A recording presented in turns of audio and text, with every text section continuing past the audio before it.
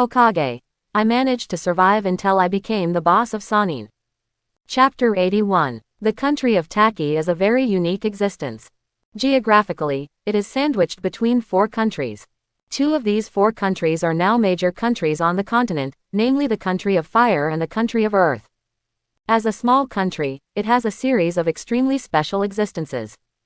First of all, it is the only country outside the 5 major countries that can have tailed beasts, and 7 tails Chome exists in this country. In fact, Kagura guessed that the main target of Fei and Kakuzu's appearance in the country of Taki should be the 7 tails Chome. After all, the act of taking away 3 tails from Uchiha Madara, and the existence of Fei, the white Zetsu, can be inferred that the black Zetsu should have induced Uchiha Madara to summon the Gedo statue. No matter what their purpose is, they definitely need the energy of the tailed beasts to achieve it. In addition, many powerful ninjas have appeared in the country of Taki. Take Kakuzu for example. This is a ninja who was contemporary with Senju Hashirama. When Konoha village was first established, he was sent out by the village's senior officials to assassinate Senju Hashirama. Later, he returned to the village and was sentenced to death for failing the mission. The dissatisfied Kakuzu killed all the senior officials and rebelled against the country of Taki. To be honest, this piece of Kagura feels ridiculous. Because he couldn't kill the ninja god, he had to execute the ninjas in his own village. If he really has this strength, why not just push Takigakure to make him the village chief? This is definitely a problem with the IQ of those at the top. In addition, there was another ninja who impressed Kagura who was also from Takigakure. He is the human being among the 6 paths controlled by Nagato. In the original plot, he was a person Jiraiya met in a tavern when he was wandering. He claimed to be from Takigakure village. After being made into a human being, he has the ability to extract the opponent's soul and search the opponent's memory. This special ability impressed Kagura deeply. It can be said that it is such a small country, but it has various special features that other big countries do not have. Since the traces of the mission target have not yet been completely determined, and the mission is very dangerous, Kagura and his team did not rush very fast out of the idea of conserving their physical strength. Starting from Konoha, after a day's journey, they came to a forest. In fact, on this primitive continent, as long as it is out of the scope of villages and towns, it is basically an area covered with dense forests. For people like Kagura who often go on missions, it would be best if they could rush to the town and rest in a hotel. But in fact, most of them can only be repaired in the wild. Looking at the head covered with branches, there is a bright moon with a faint silver light. Kagura and others decided to rest in this forest for one night. Gradually slowing down their pace, they began to look for a suitable camping spot. Generally speaking, it is best if you can find a cave.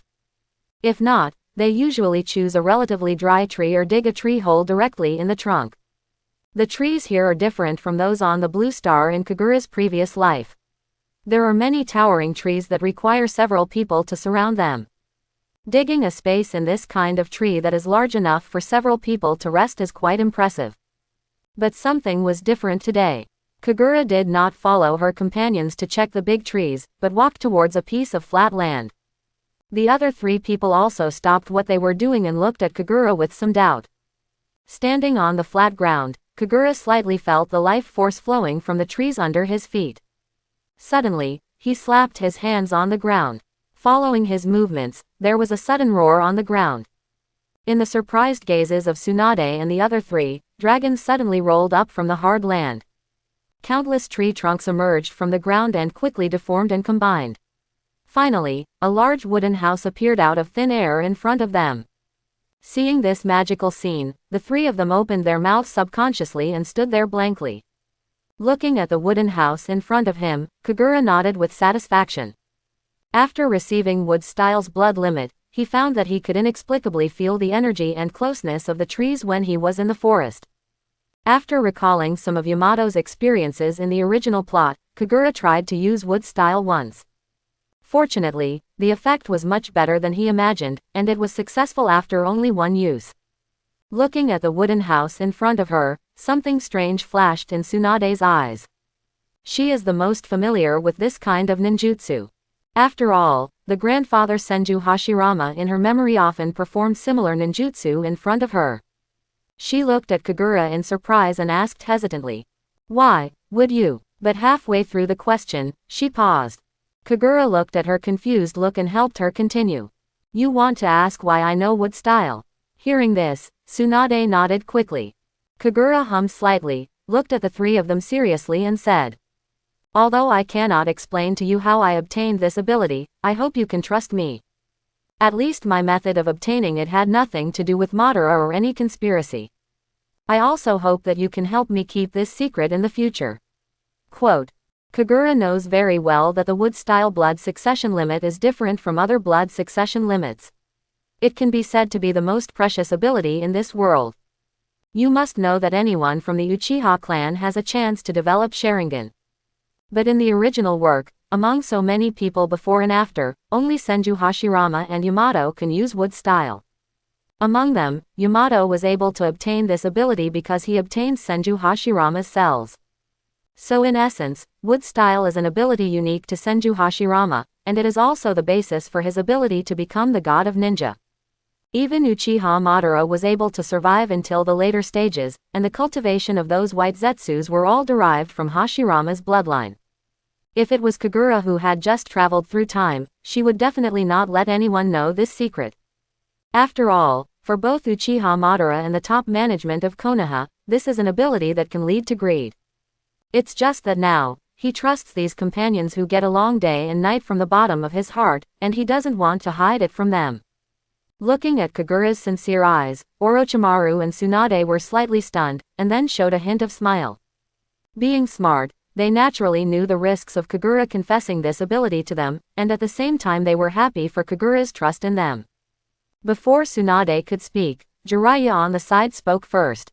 He held his head behind his hands while striding towards the room and said, I know, you are always mysterious, and we are already used to things like suddenly learning a few ninjutsu.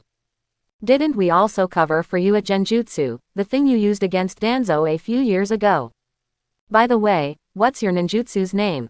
Hearing Jiraiya's last question, Kagura was also stunned for a moment. Strictly speaking, this is not a ninjutsu, it's just that he used wood style to use the trees in the forest to forcibly change their forms. But I have to give it a ninjutsu name. Kagura tilted her head and thought for a while, and finally blurted out. Well, maybe it's called wood style. The art of 4 bedrooms and 1 living room. Maybe it's called wood style. 4 rooms and 1 living room. Hearing the name ninjutsu, which was a child's play, the other 3 were also stunned for a moment. Jiraiya looked back at Kagura dissatisfied and said, I said, even if you don't want to tell me, you don't have to joke like this. But it turned out that Kagura was really not joking. He did not explain, but led everyone into the room. After standing inside and looking around, everyone found that the house really had a layout of 4 bedrooms and 1 living room.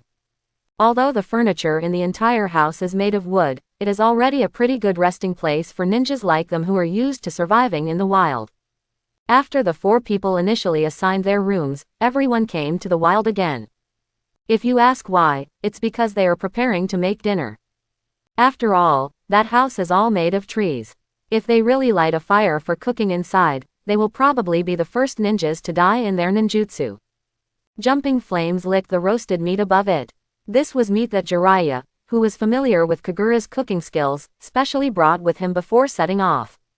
It's strange to say that it's obviously just an ordinary barbecue, but for some reason it always becomes particularly attractive after being grilled by Kagura. Jiraiya couldn't help but swallowed as he watched Kagura carefully sprinkle some of his own special seasonings on the grilled meats. He stretched his head to look at the barbecues and asked anxiously. Not okay yet. Looking at Jiraiya who couldn't wait any longer, Kagura smiled and said. Okay, let's eat. As soon as he finished speaking, an afterimage picked up a skewer of barbecue in front of him faster than Jiraiya. It was Orochimaru who had remained calm. Jiraiya was stunned for a moment, then quickly picked up another bunch and started gobbling it up. Looking happily at the 2 people enjoying the food in front of her, Kagura carefully put the packet of seasonings into her pocket. You must know that in this world without cumin powder and allspice powder, these substitutes that he found with great difficulty are his most precious possessions. Just after placing his treasure, a bunch of bitten barbecue appeared in front of him. Looking up, it was Tsunade whose mouth was already stuffed with food, holding the barbecue she had eaten and handed it over. The two of them looked at each other and smiled. Kagura took it naturally and started eating it without any care. As the cold dew gradually rose in the forest, the four people entered the wooden house with the extinguished fire in front of them. Arriving in his room, Kagura had just laid down when someone knocked on his door. Before he could get up, the man opened the door and walked in. The person who came was none other than a swaggering Jiraiya. He looked at Kagura and said unceremoniously, "Kagura, my room is missing a desk and chair. Please help me change it." Quote. Hearing this, Kagura was stunned for a moment and then felt helpless. Over the years, this guy has read a lot of books, but why does he always look stupid? It seems that the saying that reading can increase wisdom does not apply to him. Of course, it's also possible that this guy doesn't usually read serious books. He formed a mudra with one hand, and after a few seconds he said to Jiraiya, "Okay, you can see it when you go back." Hearing this, Jiraiya didn't wait any longer, waved his hand and left here. Just after he left and Kagura lay down again, there was another knock on the door. It's just that this time the person was obviously more qualified. After knocking on the door, he did not directly gate of opening, but politely waited for a response outside the door. Kagura helplessly sat up again and shouted towards the door, "Please come in." After getting his permission, the person outside opened the door. Kagura took a closer look and saw that it was Orochimaru who came this time. Looking at Orochimaru who was standing there with a calm expression after coming in, Kagura asked in confusion, "What do you find me for?" After hearing his question, Orochimaru in front of him became a little nervous. He looked down at his toes, crossed his hands and twirled his fingers, hesitating but did not answer. Seeing Orochimaru in this state, Kagura felt a chill down her back. He quickly said, "If you fart, hurry up. Otherwise, get out of here." Hearing Kagura's obviously annoyed tone, Orochimaru spoke anxiously. "I came here to ask if you can give me some of your blood after returning to Konoha this time." "Give you some of my blood?" Kagura repeated doubtfully. After he frowned and thought for a moment, he understood Orochimaru's intention. He asked tentatively, "You want to study wood style through my blood?" Orochimaru nodded quickly. He seemed to have thought of something. A flush of excitement rose on his face, and he said in an excited tone, "This is wood style. Apart from Lord First Hokage, you are the only one with wood style. I believe that if you study your blood and cells, you will definitely gain greater gains. Even if I could put your blood into my body, maybe I will also have a chance to get the wood style blood succession limit." As he spoke, his eyes exuded a dangerous look. At this moment, Kagura felt that the way he looked at her was like looking at a rare piece of experimental material.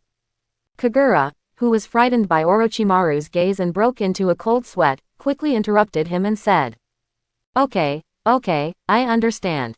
After returning to Konoha, I will give you a jar of blood directly and let you study it slowly." Quote. Interrupted by Kagura, Orochimaru finally stopped his terrifying thoughts. In just a moment, he stopped that perverted smile and turned back into the gentle and polite boy. He bowed gratefully to Kagura, and after saying his thanks, he slowly exited the room. After wiping the cold sweat from his head, Kagura lay on the bed. Although under his persistent pua over the years, Orochimaru has shown no signs of darkening for the time being. But Orochimaru's sometimes subconscious nature still makes people around him feel a sense of fear. Before Kagura could think more, there was another knock on the door in the room that had just quieted down. "Well, this time you can know who is knocking without gate of opening. After all, apart from him, there are only 3 outsiders here, and only Tsunade has not appeared yet." Without saying anything, Kagura got off the bed, walked to the door and opened it. As the door opened, Kagura's breath was stagnated at the sight before her. Just because the Tsunade in front of her was currently wearing a set of pink one-piece pajamas, the cute bear decoration made the girlish atmosphere even stronger. Kagura swallowed subconsciously and asked in a slightly hoarse voice, "What's wrong with you?" Facing his question, Tsunade in front of her had one hand behind her back and the other hand brushed the hair around her face. She lowered her head, not daring to look directly at Kagura, and said in a mosquito-like voice, "I cannot sleep, so come to you." Quote. Kagura took a deep breath, turned slightly to make room, and said cautiously. "Then, why don't you come in and sit down?" Tsunade nodded invisibly, raised her steps slightly, and walked in. As the door was slowly closed, the whole world fell into silence. In this silent night, only two young and passionate hearts were beating. Like spring streams whispering in the quiet night, only each other can hear them. There was nothing to say all night, until the next morning, when the sunshine passed through the woods. Kagura and the other four walked out of the wooden house in high spirits. It must be said that in such an environment, they all got a good rest last night. "What, you said that the dog author is trying to jump into a very important description again. First of all, I am a very upright person. Secondly, you should be ashamed of your nastiness. As a person who respects the law on the protection of minors, I will not let things happen that shouldn't happen. In fact, nothing happened last night. After all, there are two huge light bulbs in this wooden house." Even Kagura was afraid that Jiraiya would suddenly break into his room again. So after the two just whispered some words in the room, Tsunade returned to her room with satisfaction. After clearing the wooden house, Kagura re-identified the direction, and everyone started to set off again. After 3 days of traveling, they finally arrived at the country of Taki. But then Kagura and the others encountered their first problem. That was the ninja from the country of Taki who was supposed to come to meet them, but he disappeared. Except for the 5 major countries, there is no such position as a shadow in ninja villages like Tokigakure. Tokigakure mainly relies on some senior officials and Jonin is its highest combat power.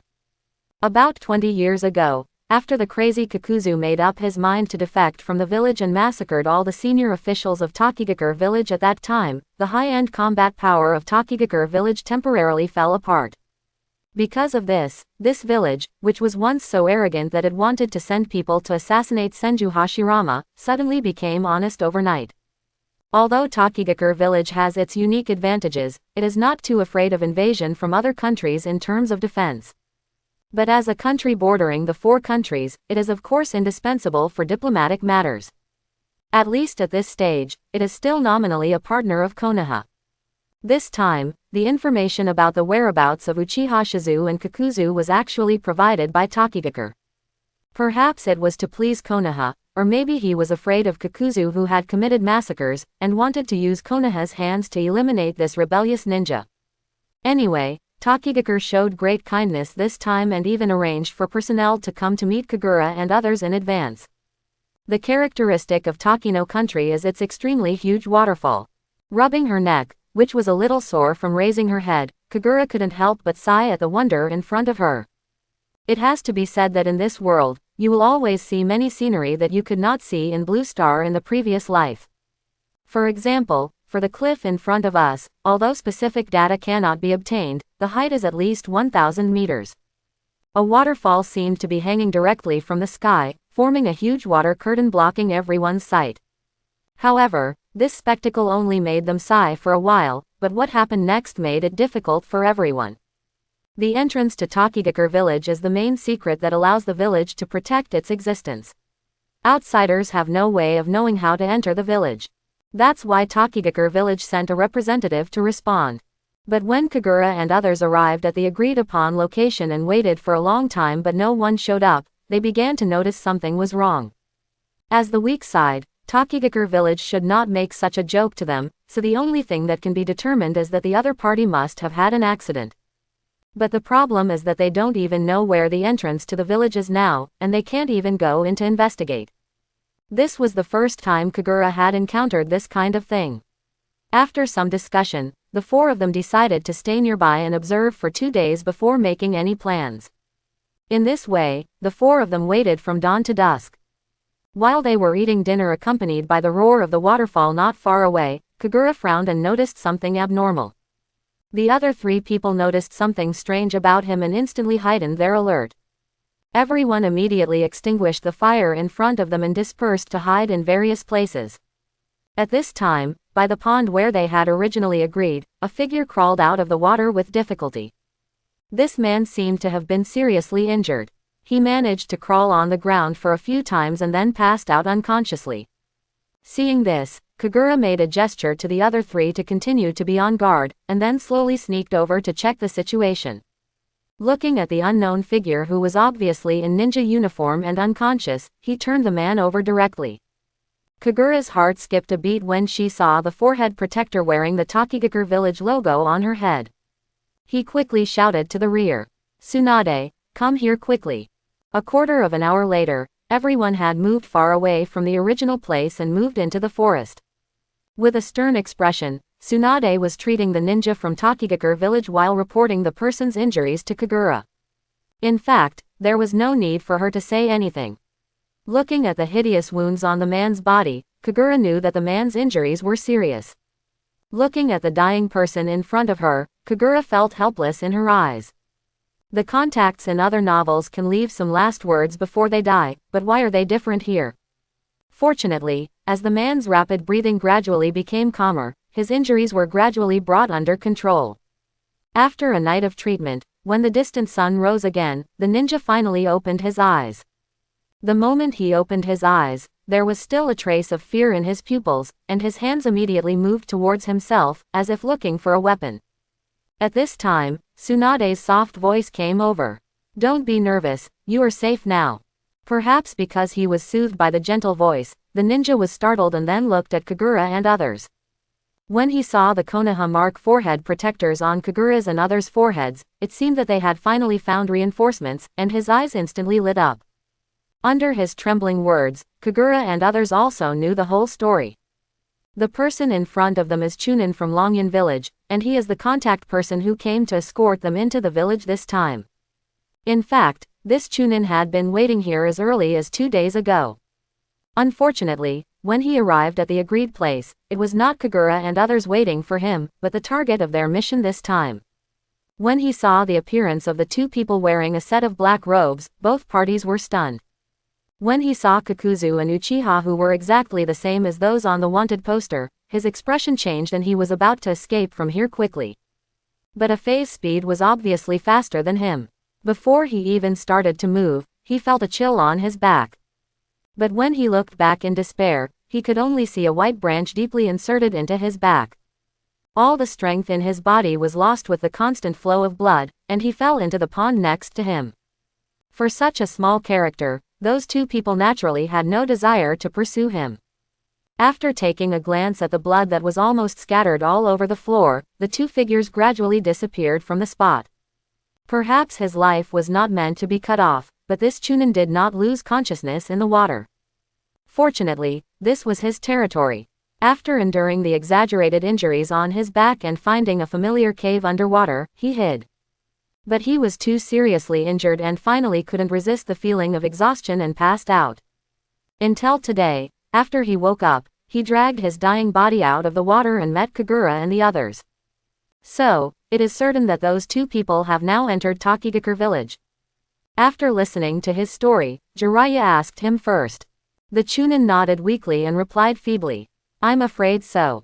Kakuzu-sama was once the Jonin of our Takigakure village. He must know how to enter the village." Quote. Although she had anticipated this scenario, Kagura's brows still knitted together in worry.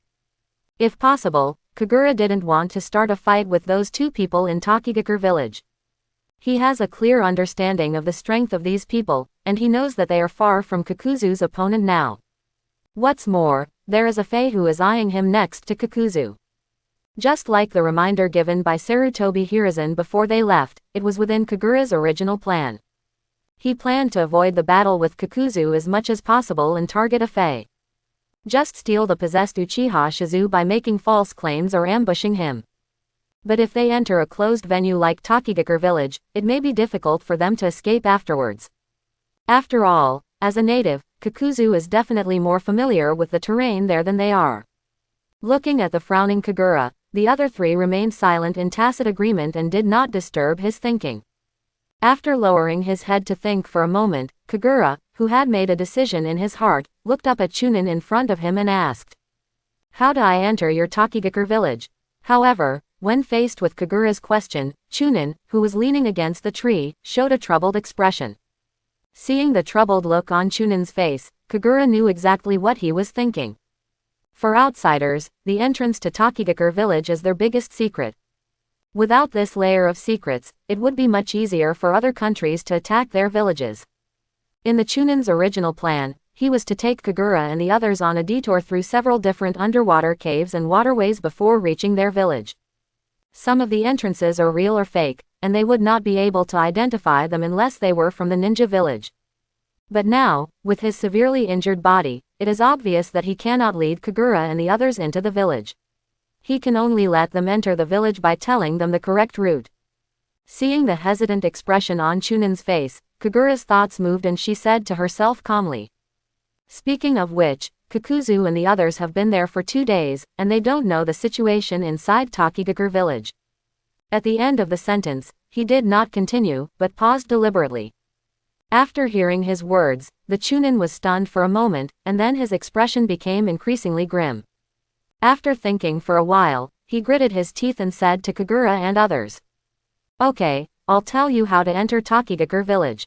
Hearing this, Kagura and the 4 of them looked at each other and smiled in tacit understanding.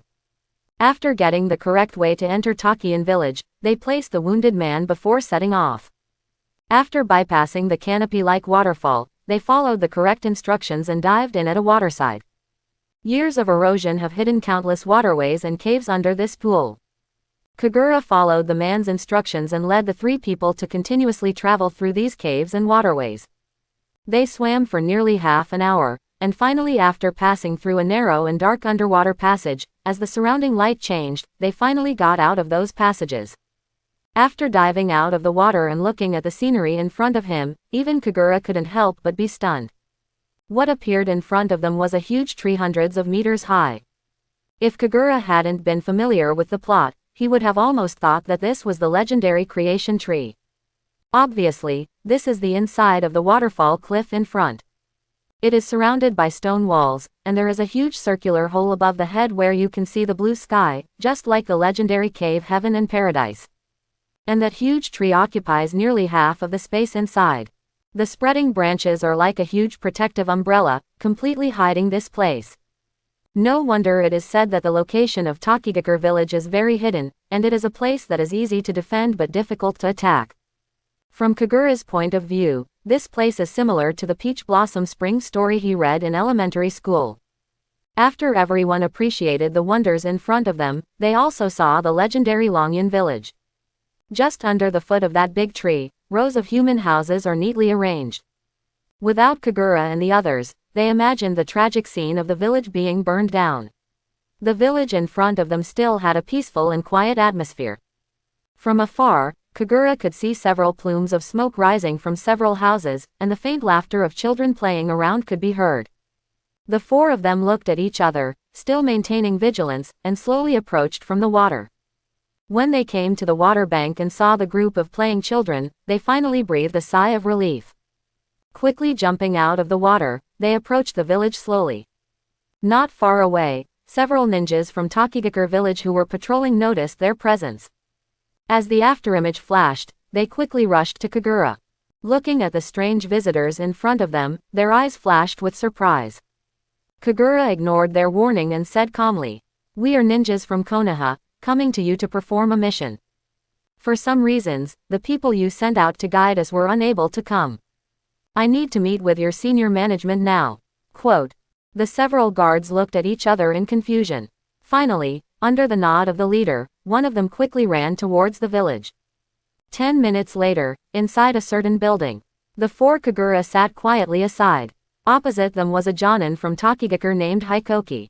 After proving the identities of Kagura and others, they were quickly invited to the village. Hokage sitting in front of them now is one of the senior officials in Takigakure village. This person has simple short hair, and although his facial features are ordinary, he is very clean. The crow's feet at the corners of his eyes reveal his age, and at the same time, the passage of time also gives him a sense of calmness. After Kagura's simple narration, Yanmu also understood what happened outside. Turning around and asking a subordinate behind him to go outside and pick up the injured Chunin, he frowned and said, "So Kakuzu and Uchiha Shizu, your Konoha defector, have now infiltrated our village." Kagura corrected him unhappily. "First of all, that Uchiha Shizu is not defecting. She was just controlled by some kind of creature, and now her actions were not controlled by her own will. In addition, I believe these 2 have definitely come in here." Quote. Having said this, he hesitated for a moment, glanced at Yanmu in front of him, and then continued. According to my understanding, the main target of these two people coming here should be the Seven Tails Chome in your village. In fact, I am also very confused. Why did they come in for so long and still not take action? Your place is still peaceful. Quote. When Kagura mentioned Seven Tails, Hikoki's pupils in front of him visibly shrank. He did not answer Kagura's question immediately, but after lowering his head and pondering for a moment, he nodded behind him. Following his actions, the guards in the room all retreated out of the room, leaving only the five of them. Looking at the boys and girls from Konoha in front of him, Hikomu rubbed his temples with a headache before speaking. I probably know the reason. Looking at the questioning looks in Kagura and others' eyes, he placed his hand on the table and tapped it a few times before starting to explain. It turns out that the seven-tailed beast living in Takigakure village is somewhat different from the tailed beasts from other big countries. It is the same as one tail back then. It was not actually captured and sealed by Senju Hashirama and sold to other countries. This is also the reason why a small country like Taki no Kuni has tailed beasts. According to the plot, one tail was not captured by Hashirama back then, but has always existed in Sunagakure village. This is why the Kingdom of Wind said in the first Five Shadows conference that they did not want tailed beasts, but only land and money. Closing parenthesis. In fact, it is not so much that Takigakure village owns Seven Tails, but that Seven Tails happens to live in their village. For a beetle-like creature, the tree of life behind Takigakure village is its best habitat. Oh, by the way, the so-called tree of life is the tree hundreds of meters high that Kagura and the others were surprised when they came in. This is their name that has been handed down from ancient times. Compared to the brutality of other tailed beasts, this Seven Tails appears to be much docile. Since the establishment of Takigakure, the two sides have been getting along well. Before Takigakure itself had no ability to capture and seal this tailed beast, they were happy to have such a powerful creature guarding the village. After getting along for a long time, they and the tailed beast reached a tacit understanding of a certain way of getting along. Yanmu said with an ugly face. Over the years, we have reached a certain tacit understanding with that tailed beast. Every other month, it will fly down to our altar to accept our sacrifices. Quote. Accept the sacrifice. Kagura looked at the man in front of her suspiciously and said questioningly. This is something he has never understood. In fact, there is not much introduction to Takigakure in the original plot, and it only appears in the extra chapter. As for the capture process of Seven Tails Jinchuriki, it was only briefly mentioned in the original plot. So Kagura really didn't know the specific situation of this tailed beast. Hearing Kagura's question, Hikoki nodded and explained. Yes, every other month, it will come down to drink the hero water we collected. It loves this, quote, heroic water. Hearing this familiar name, Kagura began to recall the memories related to this item. In the extra chapter about Takigakure outside the original work, it was precisely because of this item that attracted the former rebel ninjas of Takigakure to return to the village, which triggered a battle with the protagonist group. Looking at Kagura's thinking look, Hikomu didn't take it seriously. In fact, it is well known on the mainland that Takigakure village has heroic water. But unlike that extra chapter, countries are not interested in this kind of item. This actually makes sense. The function of this item is well understood by all countries. It is a medicine that can stimulate one's own chakra. If I had to use a metaphor, this water is similar to the stimulants on Blue Star. Apart from stimulating the amount of chakra in the drinker in a short period of time, there is not much bonus. However, its side effects are fatal, and users have a high chance of losing their lives after drinking it. Therefore, countries have not shown much interest in this seemingly useless item. Seeing that Kagura and the others did not speak, Hikoki continued the topic and said. In fact, the production of heroic water is closely related to the tree of life. From the roots of that tree, a mysterious liquid is secreted every once in a while. After our ancestors discovered that this liquid had magical effects, the village had the custom of collecting it, and these liquids are the water of heroes. Quote. Having said this, he sighed slightly with regret and continued. Unfortunately, this hero's water has serious side effects, so even our ninjas in Takigakure village rarely drink it. At this time, Kagura interrupted him curiously and asked. Then it can also be given to Seven Tails as a tribute gift. Will there be any side effects after drinking Seven Tails? Hokage nodded when he heard this Kaido. In fact, after so many years of research, we have a certain understanding of this heroic water. It is essentially a condensation of the powerful vitality of the Tree of Life. After drinking it, human ninjas are stimulated by the powerful vitality, so they have the effect of distributing a large amount of chakra in a short period of time. But for tailed beasts or some special psychic beasts, this concentrated liquid with powerful vitality is the best supplement. So for Seven Tails, this is a rare delicacy.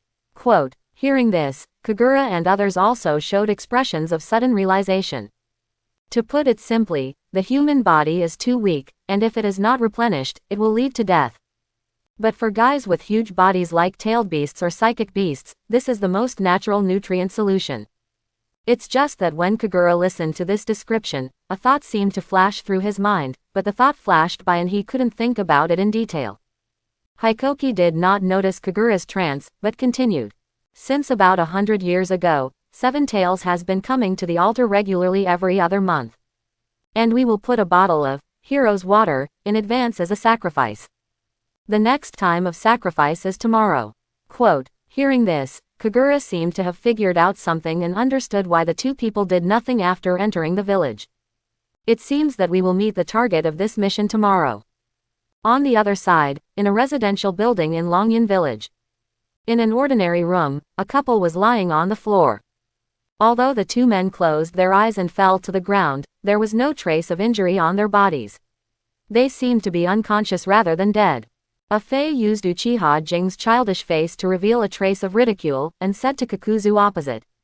Yeah, I thought the legendary Kakuzu-sama was a cold-blooded and ruthless person.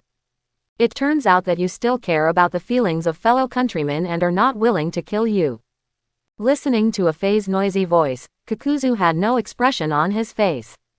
Along the way, he had developed a certain tolerance for a Fae's nagging, but even so, the irritability in his heart could not be calmed down. If this mission had not required a Fae's help, given his character, he might have killed this annoying guy halfway. He took a deep breath before slowly explaining. Shut your stinky mouth. I didn't kill them just because I was afraid that the smell of blood would cause unnecessary trouble. The Seven Tails will arrive at the altar tomorrow, so don't miss it then. Until then, just shut up and stay here. Quote, after saying that, he no longer paid attention to a Fae, closed his eyes and sat on the chair to rest. As a former Jonin of Takigakure village, Kakuzu certainly knew the time when the village paid tribute to the Seven Tails. This time, the two of them naturally came to capture the tailed beast because they accepted Uchiha Madara's order. But compared to the tailed beasts who became Jinchuriki, this free Seven Tails made the two of them a little embarrassed. The reason is simple, because this Seven Tails can fly. Seven Tails Chome looks like a beetle with 6 wings and a tail. It usually uses the Tree of Life as its habitat, and its living range is basically in the tree. Its whereabouts are difficult to find, after all, this tree is too big. Coupled with its special attribute of flying, it became even more difficult for the two of them to capture it. Fortunately, Kakuzu, as a native of Takigakure village, knew that this Seven Tails would definitely appear during the monthly tribute days. So after calculating the time, the two sneaked into Longyan village 2 days in advance and waited. Seeing Kakuzu closing his eyes and looking like he didn't want to pay attention to him, a Fae could only find a place to sit down in a daze out of boredom. The scene changed. After discussing with Hokage, Kagura and others reached an agreement with him. After all, everyone already knows that the target of Kakuzu and others is Seven Tails, so obviously these two people will definitely appear on the altar tomorrow. For Kagura and the others, the most important purpose this time is to rescue Uchiha Shizu. Of course, if it can hinder Uchiha Madara's plan, that is what Kagura would like to see. For the Takigakure village, Seven Tails is like the village's patron saint, and they naturally don't want it to be taken away easily. So the two sides hit it off and chose to cooperate. After formulating a combat plan, Kagura and others were arranged in a secret residential area. But when he walked out of the conference room, Kagura had 2 more bottles in his hand. This is of course not any mineral water, but the specialty of Takigakure village, hero's water. This was something Kagura took the initiative to obtain. He even collected all the money from the 4 people to buy these 2 bottles of liquid. For Yanmu, this is actually not a treasure that cannot be obtained by outsiders. In fact, because of Kakuzu's rebellion 20 years ago, Takigakure village has not been able to return to its original strength until now. The decline in national strength has naturally affected the way they do things. In these years, the country of Taki, which has taken the initiative to lower its profile, has rarely been involved in wars. Under this premise, this heroic water is rarely used. Coupled with its sequelae, Longyan village has a lot of inventory over the years. So when Kagura, a partner, proposed to buy it with money, Hikoki agreed after hesitating for a moment. Holding the 2 bottles of liquid excitedly, Kagura immediately hid in the room as soon as they arrived at the residence arranged for them by Hikomu. Of course, he didn't buy these hero waters to drink for himself or to do some strange experiments. But when discussing the battle plan later, he finally caught the thought that flashed through his mind before. According to Hikoki, this liquid is of great benefit to tailed beasts or psychic beasts, but will it have any effect on his summon, the Snow White Egg? You must know that Sarutobi Hiruzen once helped him study the egg and made an inference. Kagura's psychic beast is a very powerful creature, but it is still in its infancy. And precisely because of its power, the time it takes to break out of its shell will be more difficult than that of ordinary psychic beasts. That being the case, if you feed the egg some nutrient solution, will it help it hatch early? Thinking of this, Kagura couldn't wait to pour the 2 bottles of liquid in her hands into a basin. After pouring it out, Kagura truly saw the true face of Hero's water. This is actually a slightly golden liquid with tiny star-like particles floating in it, which looks really beautiful. No longer hesitating, after a simple channeling, Kagura summoned the egg. After putting the Snow White Egg in, Kagura took a few steps back and observed carefully. To be honest, he was really worried that he might backfire and make the egg stillborn. Under his uneasy gaze, the scene in front of him finally changed. The egg in the water suddenly shook with excitement, and then Kagura could clearly see those star-like particles approaching the egg shell and disappearing. After staring at it for several minutes, Kagura finally breathed a sigh of relief after finally confirming that the egg in front of her was absorbing the energy of the liquid. At this time, he couldn't help but look forward to what would happen after the egg hatched. At noon on the second day, under the altar of Longyan village, the 4 Kagura and a group of Jonin from Takigakure were lurking below, their eyes fixed on the altar. Kagura sat at the table and observed the egg all night last night. However, what depressed him was that all the stars in the basin of Hero's water were absorbed, and even the golden liquid turned back to a clear color. The egg was like a satisfied diner after enjoying a dinner. After shaking slightly as if burping, the egg stopped moving. Obviously Kagura didn't understand what its current situation was for a while.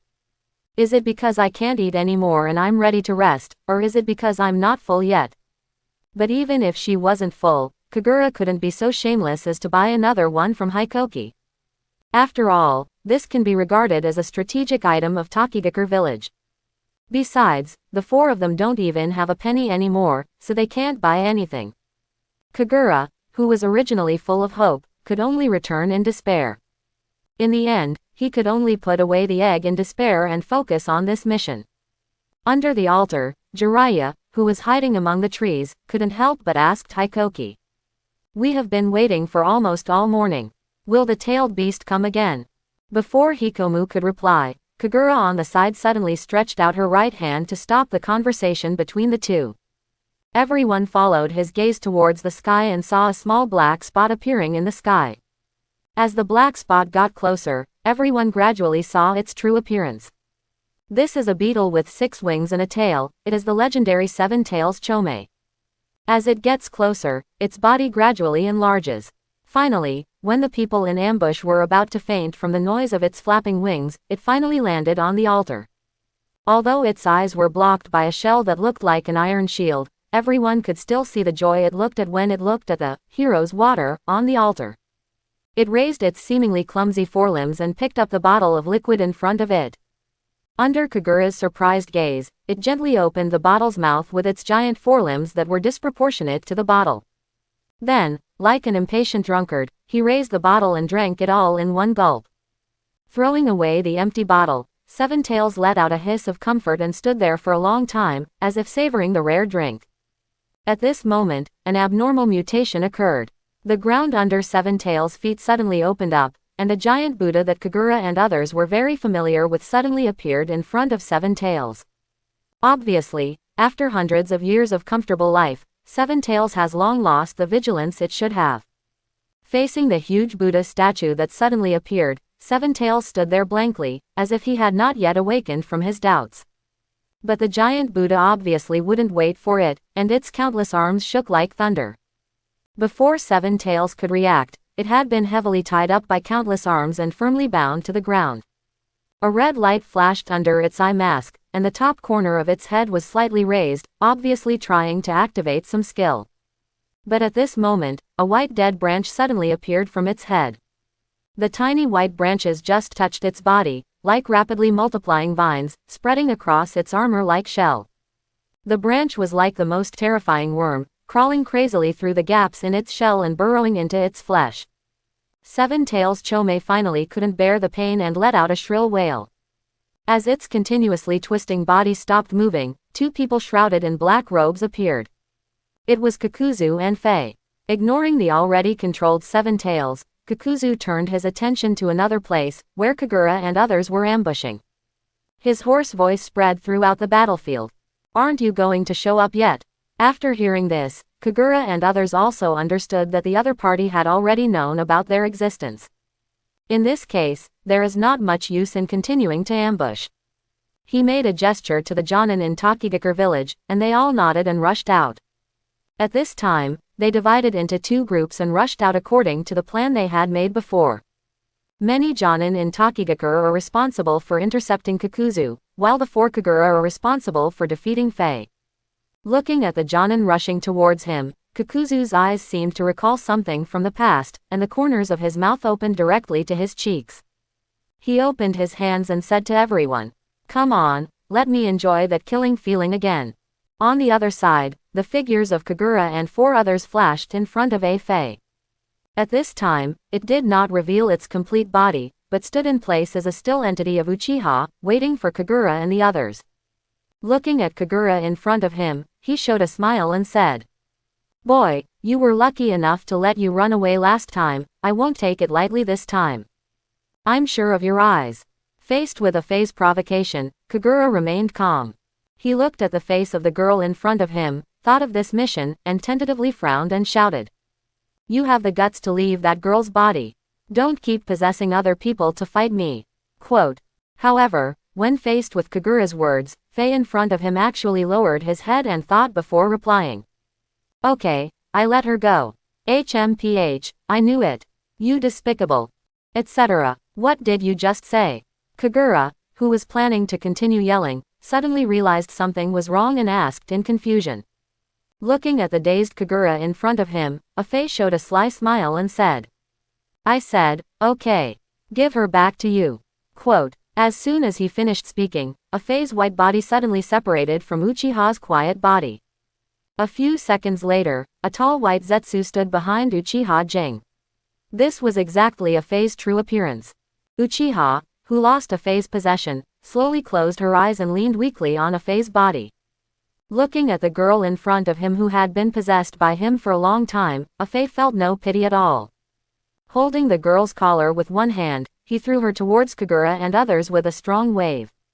Kagura, who had not yet understood, was shocked, and her figure flickered to catch the girl who was thrown over. Before he could put down the Uchiha in his hand, Faye on the opposite side suddenly jumped behind him. Its target is none other than Seven Tails, which has already been controlled. Standing on Seven Tails' head, Faye's body suddenly melted into Seven Tails' body like melting liquid. Seven Tails, which was originally entangled with white branches, suddenly trembled, and the white branches on its body fell from it one after another, just like real dead branches. As the giant Buddha behind it released its countless arms, two bright red eyes flashed out from under its eye patch, and it stood firmly in front of Kagura. A slightly muddy but still identifiable voice as Faye came from it. "This time, I will use the tailed beast's body to play with you." Holding Uchiha Shizune in her hands and looking at the huge seven tails in front of her, Kagura opened her mouth in surprise. No, Baiju can still play like this. Kagura was in a trance as she looked at Seven Tails, who was possessed by the possessed Ah-Fei. Can the white Zetsu-tailed beast be possessed? Of course, ordinary Baiju can't do it, but unfortunately, Ah-Fei is the more special one. Kagura did not hesitate and immediately retreated, holding the unconscious Uchiha. Tsunade and the three people behind them looked at each other, and then the three of them bitten their thumbs in a uniform manner, swiped their palms and then patted them on the ground. Boom! As three streaks of smoke rose, three giant psychic beasts appeared on the battlefield. Katsuyu at Tsunade's feet split into a human-sized clone behind him and quickly came to Kagura's side. It emits a sweet female voice that is extremely conflicting with its appearance. Kagura-sama, please hand the patient over to me. Kagura didn't say anything, and directly placed the unconscious girl in her hand on it. As soon as Uchiha Jing came into contact with it, like a stone dropped into a pool, it slowly melted into the Katsuyu's body. After wrapping the girl, the Katsuyu swam into the nearby forest at a seemingly slow but actually fast speed. On the front battlefield, three huge psychic beasts stared at Seven Tails and the giant Buddha in front of them. Before Tsunade and the others could make any move, the six wings behind Seven Tails suddenly vibrated, and then began to flap rapidly. A gust of wind rushed towards Tsunade and others. Just when they narrowed their eyes due to the gust of wind, the huge Seven Tails had already flown into the air. Looking at the flying enemy, Gamabunta at Jiraiya's feet stared helplessly at its big eyes. How should they fight this flying enemy? Before they could come up with a countermeasure, the giant Buddha still standing on the same spot took the lead in launching an attack. The mouths of the five small Buddha heads on its head were slightly opened, and five energies of different colors began to gather. Everyone who has already had battle experience naturally knows what will happen next. So when the five rays of light attacked them, each of the three psychic beasts had their own way of avoiding them.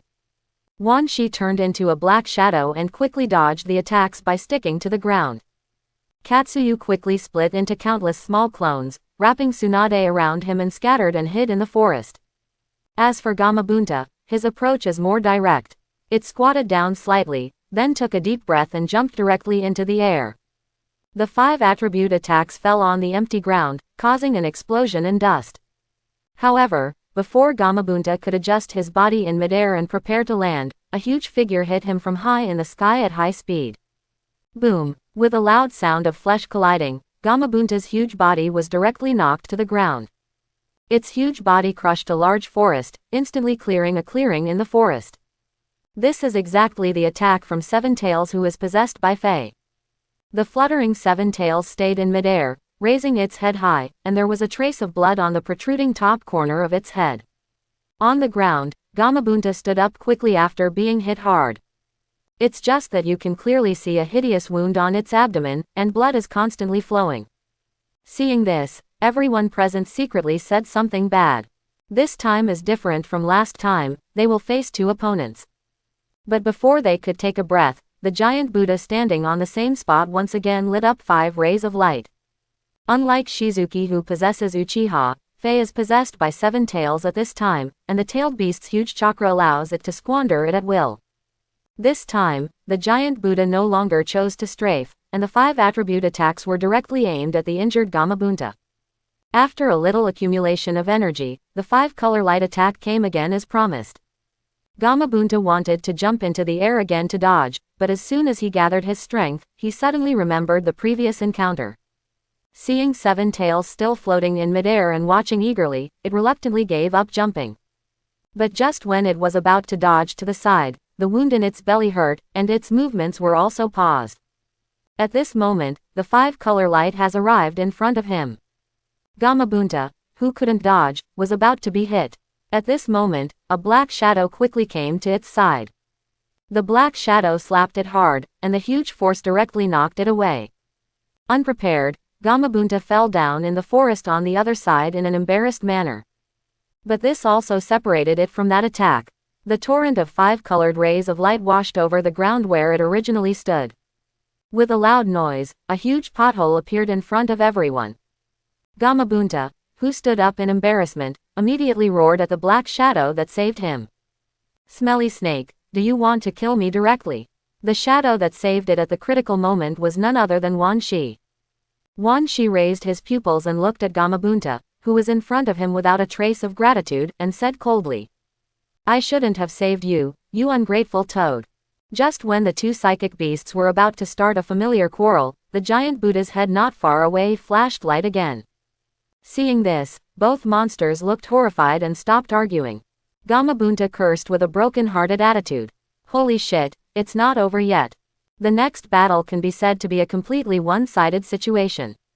Relying on the abundant chakra support of Seven Tails, the giant Buddha is like an anti-aircraft gun and continues to output power. The 5 colored rays of light kept shooting towards them as if they were free of charge. Not long before the battle started, the entire forest was destroyed to a great extent. Even the huge tree of life was affected, with several irregular giant pits appearing on the huge tree trunk. Of course, Gamabunta and the others had not considered destroying the giant wooden Buddha by approaching them. But whenever they tried to approach the giant Buddha, a huge figure would rush down from high altitude and attack them. It was Seven Tails that had been stuck in midair. The most annoying thing is that they have no way to fight back against the flying Seven Tails. Kagura, who had been standing aside since the battle began, also felt a little troubled at this time. There is no way, even he has no way to intervene in a battle between giants like this. Boom! The one who was knocked down this time was the most agile Wan Shi. In this high-intensity battle, even it began to feel a little exhausted. Wan Shi, who had fallen to the ground, quickly stood up and coiled his whole body into a circle. It raised its huge head and stared viciously at Seven Tails in the sky. It has a violent personality and its anger has obviously reached its peak.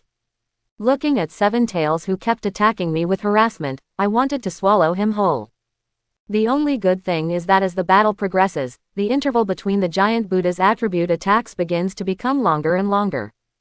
After all, even with the chakra of the tailed beast to support him, a Fae cannot continue to squander like this. However, as the battle progresses, the 3 psychic beasts present have more or less scars on their bodies. Among them, Gamabunta was the most seriously injured, because he was hit hard by Seven Tails at the beginning, which caused his speed to slow down a lot in the subsequent battle. Ah Fei naturally noticed this, and in the subsequent battle he clearly targeted Gamabunta, which caused him to receive the most damage. The least injured of the 3 was Katsuyu, who seemed to be the slowest. Relying on the characteristic of being able to split, it has avoided many attacks from the air. But this division is not without cost. For Katsuyu, using split is the same as using ninjutsu for humans, and it will also consume its chakra. In fact, Tsunade knew very well that with Katsuyu's current chakra amount, he could only use splitting a few more times before reaching the limit. Looking at her companions who were in trouble, Kagura finally couldn't sit still. He jumped onto the crown of a big tree and got as close as possible to the 3 beasts, and said loudly to them, You try to trap that Seven Tails for a few seconds, and I have a way to kill it. From Kagura's point of view, attacking the giant Buddha is meaningless. After all, it was just a dead creature summoned by ninjutsu. With the support of Seven Tails chakra, even if it was destroyed, they could still summon a new one. In this case, the most important thing is how to attack Fae who is possessed by Seven Tails. After hearing what he said, Wan Shi, who was already irritated, turned to look at the little one and cursed. If there was a way to trap it, would I have to fight it so hard? Didn't you see it could fly? If I had been able to get hold of it, I would have swallowed this abominable guy in one gulp. At this time, Gamabunta, who was panting on the side, suddenly said, I have a way to temporarily restrain it for a few seconds, but I need someone to attract it down. As it spoke, its eyes looked at Wan Shi who was standing aside.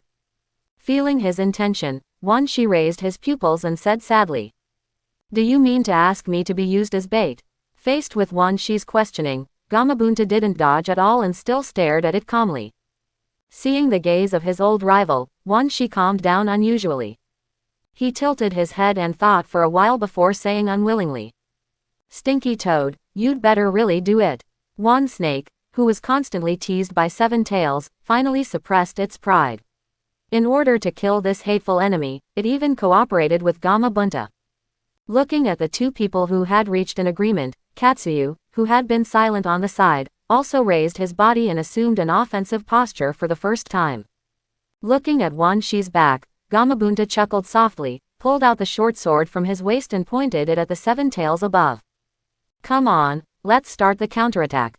Looking at the three psychic beasts below who seemed to be plotting something, Seven Tails in the sky seemed unconcerned. After the previous battle, it already knew the strength and attack methods of these three summoned beasts. Not to mention that there was no way for them to touch him. Even if he gave up his air superiority, with the strong physical ability of the tailed beast, he was confident that he could defeat these psychic beasts. As his thoughts changed, Ah Fei once again took control of the giant Buddha below. Seeing the giant Buddha light up again, this time the three giant beasts no longer dodged, but rushed towards the enemy at the same time. The ones rushing at the front turned out to be Tsunade and her Katsuyu. As Katsuyu's body squirmed, a burst of dark green liquid sprayed out towards the giant Buddha. However, Ah Fei, who had seen this move before, calmly commanded the giant Buddha to raise its arms. The countless arms covered its body completely. Dark green acid was sprinkled on the countless arms, and with a stabbing sound, the countless huge arms began to be corroded quickly. The corrosion rate was very fast, and a big hole was melted out of the tight defense in just a few seconds. But its effect only goes so far. The strong acid only corroded its arms. The giant Buddha's body was not harmed at all, and the attribute attacks on its head were still accumulating power. At this time, Tsunade, who was standing on Katsuyu's head, suddenly jumped out. She passed through the large hole dissolved by strong acid and jumped directly to the head of the giant Buddha. Tsunade's body was covered with tiny lightning bolts, and a large amount of chakra was gathered on her right fist. The rich chakra can even be seen with the naked eye. Looking at the huge Buddha head in front of her, a trace of determination flashed in Tsunade's eyes, and then she waved her right hand and smashed it hard at the enemy in front of her. The slender fist and the huge Buddha head formed a huge contrast, like an ant hitting a boulder. But the next second, boom, with an astonishing wave of air rolling, a shock wave caused by a huge collision burst out from the collision between Tsunade's fist and the Buddha's head. The huge Buddha head is like a fragile porcelain. Starting from Tsunade's fist, huge spider web-like cracks appear above it. After a brief pause, the cracks instantly spread throughout the Buddha's head. After a crisp cracking sound, the entire Buddha head instantly shattered into countless fragments. As the Buddha's head shattered, the 5 charged rays of light naturally disappeared. At this time, the 10,000 snakes behind had also arrived in front of the giant Buddha. After a pause, it suddenly wagged its tail behind it. The huge tail was like a huge steel whip, slapping towards the giant Buddha's headless body. It seems that it wants to crush the giant Buddha with one blow to prevent Ah Fei from repairing the turret again. At this time, Seven Tails, who has been floating in midair and possessed by Ah Fei, will naturally not sit still and wait for death. Seeing the moment when Wan Shi's attack was over and unable to retaliate, its huge body turned into a cannonball and rushed straight towards Wan Shi.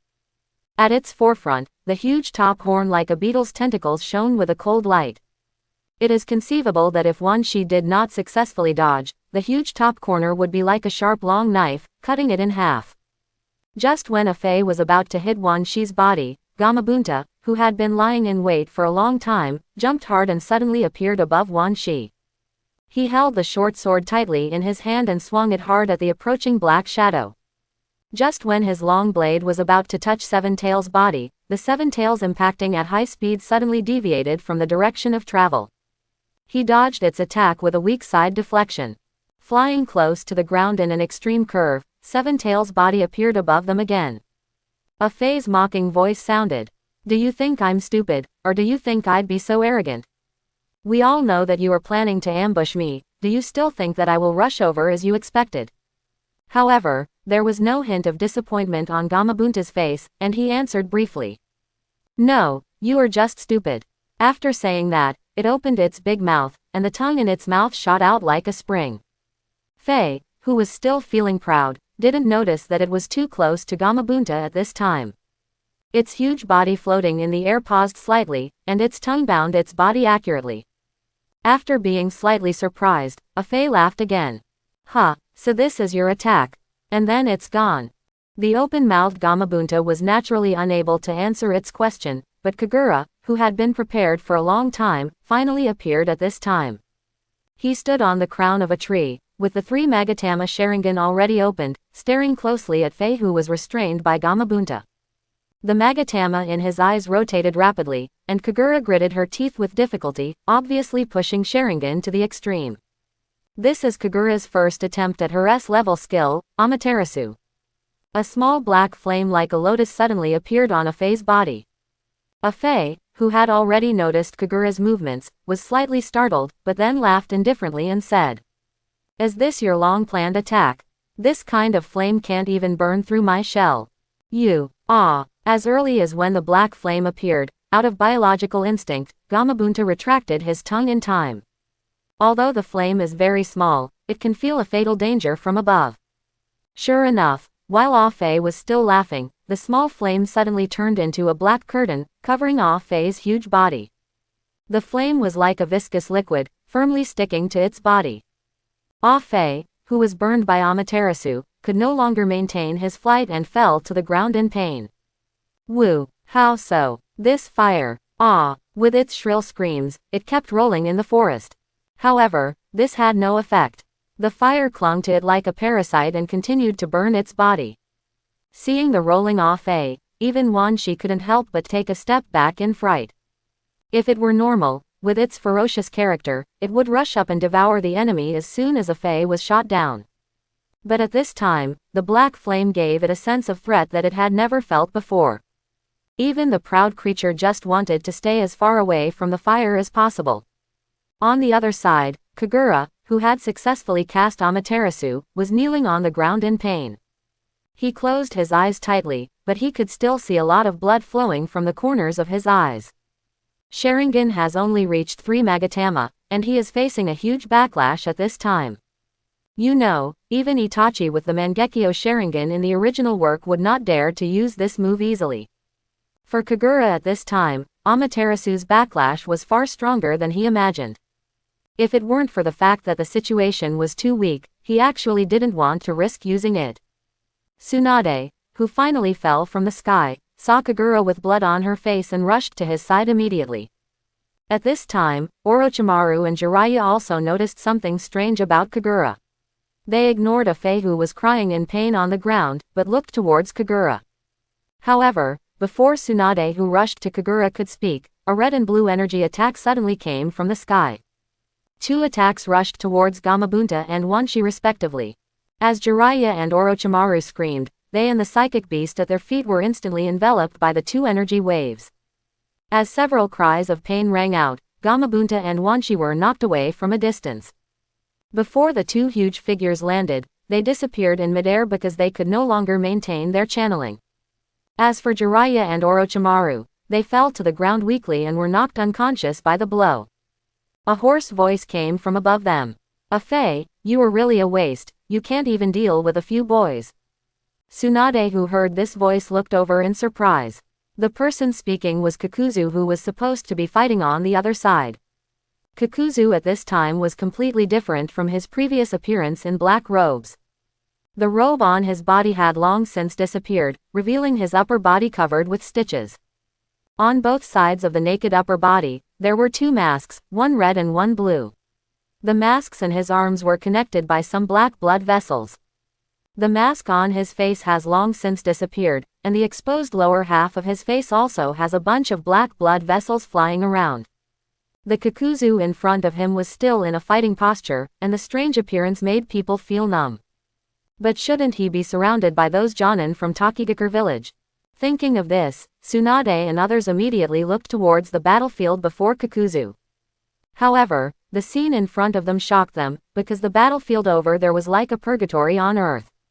Broken limbs were scattered all around, and the blood flying across the area dyed the woods in the entire area red. Even though there were still quite a few survivors, most of them were covered in scars and fell to the ground wailing.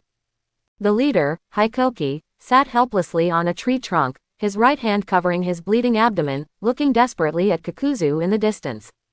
In just a quarter of an hour, all the Jonin gathered in Takigakure village were wiped out. Looking at the injured who were on the verge of death, Tsunade ignored Kagura beside her and immediately shouted anxiously to Katsuyu beside her. Quick, hurry up and save them. After the giant Katsuyu nodded with the 2 tentacles on its head, its entire body suddenly shattered into dozens of small Katsuyu. These small Katsuyu came to the wounded with seemingly slow but actually fast movements, and immediately stuck to them and wrapped the wounded in their bodies. On the other side, Kakuzu, who came over, was not in a hurry to take action against Kagura and others. He frowned as he looked at Afei, who was rolling and whining. As an old antique with rich combat experience, he did not go up to touch those flames immediately. Whether it was based on Afei's state or his intuition, those black flames were obviously not something that could be easily touched. After thinking for a moment, he took out a scroll from his body. Opening the scroll and placing it on the ground, he formed several hand seals on Afei and shouted, "Seal up." Then he patted the scroll in front of him. As he used his sealing techniques, the black flames attached to Afei's body seemed to be attracted by an invisible suction force. One after another, they flew out of the huge body of 7 tails and got into the scroll in front of Kakuzu. The sealing process only took a few seconds, and all the black flames were sealed into the scroll. Kakuzu carefully put away the scroll, added a strange symbol on it, and then carefully put it back on his body. At this time, 7 tails, who was parasitized by Afei, could only lie on the ground helplessly. Its appearance became very miserable, with most of its shell burned black, and the flesh and blood under the damaged shell could be vaguely seen. 3 of the tentacles on the body were burned off, and only 2 of the wings on the back remained intact, while the remaining 4 were damaged to varying degrees. It was obvious that the fight could no longer be continued in a short period of time. Looking at the dying Afei in front of him, Kakuzu had a trace of disdain in his eyes. He said to Afei with slight dissatisfaction, "I will apply not to go on missions with you in the future. If you were just making noise, you would lose to a group of Chunin after gaining the power of the tailed beast." Quote.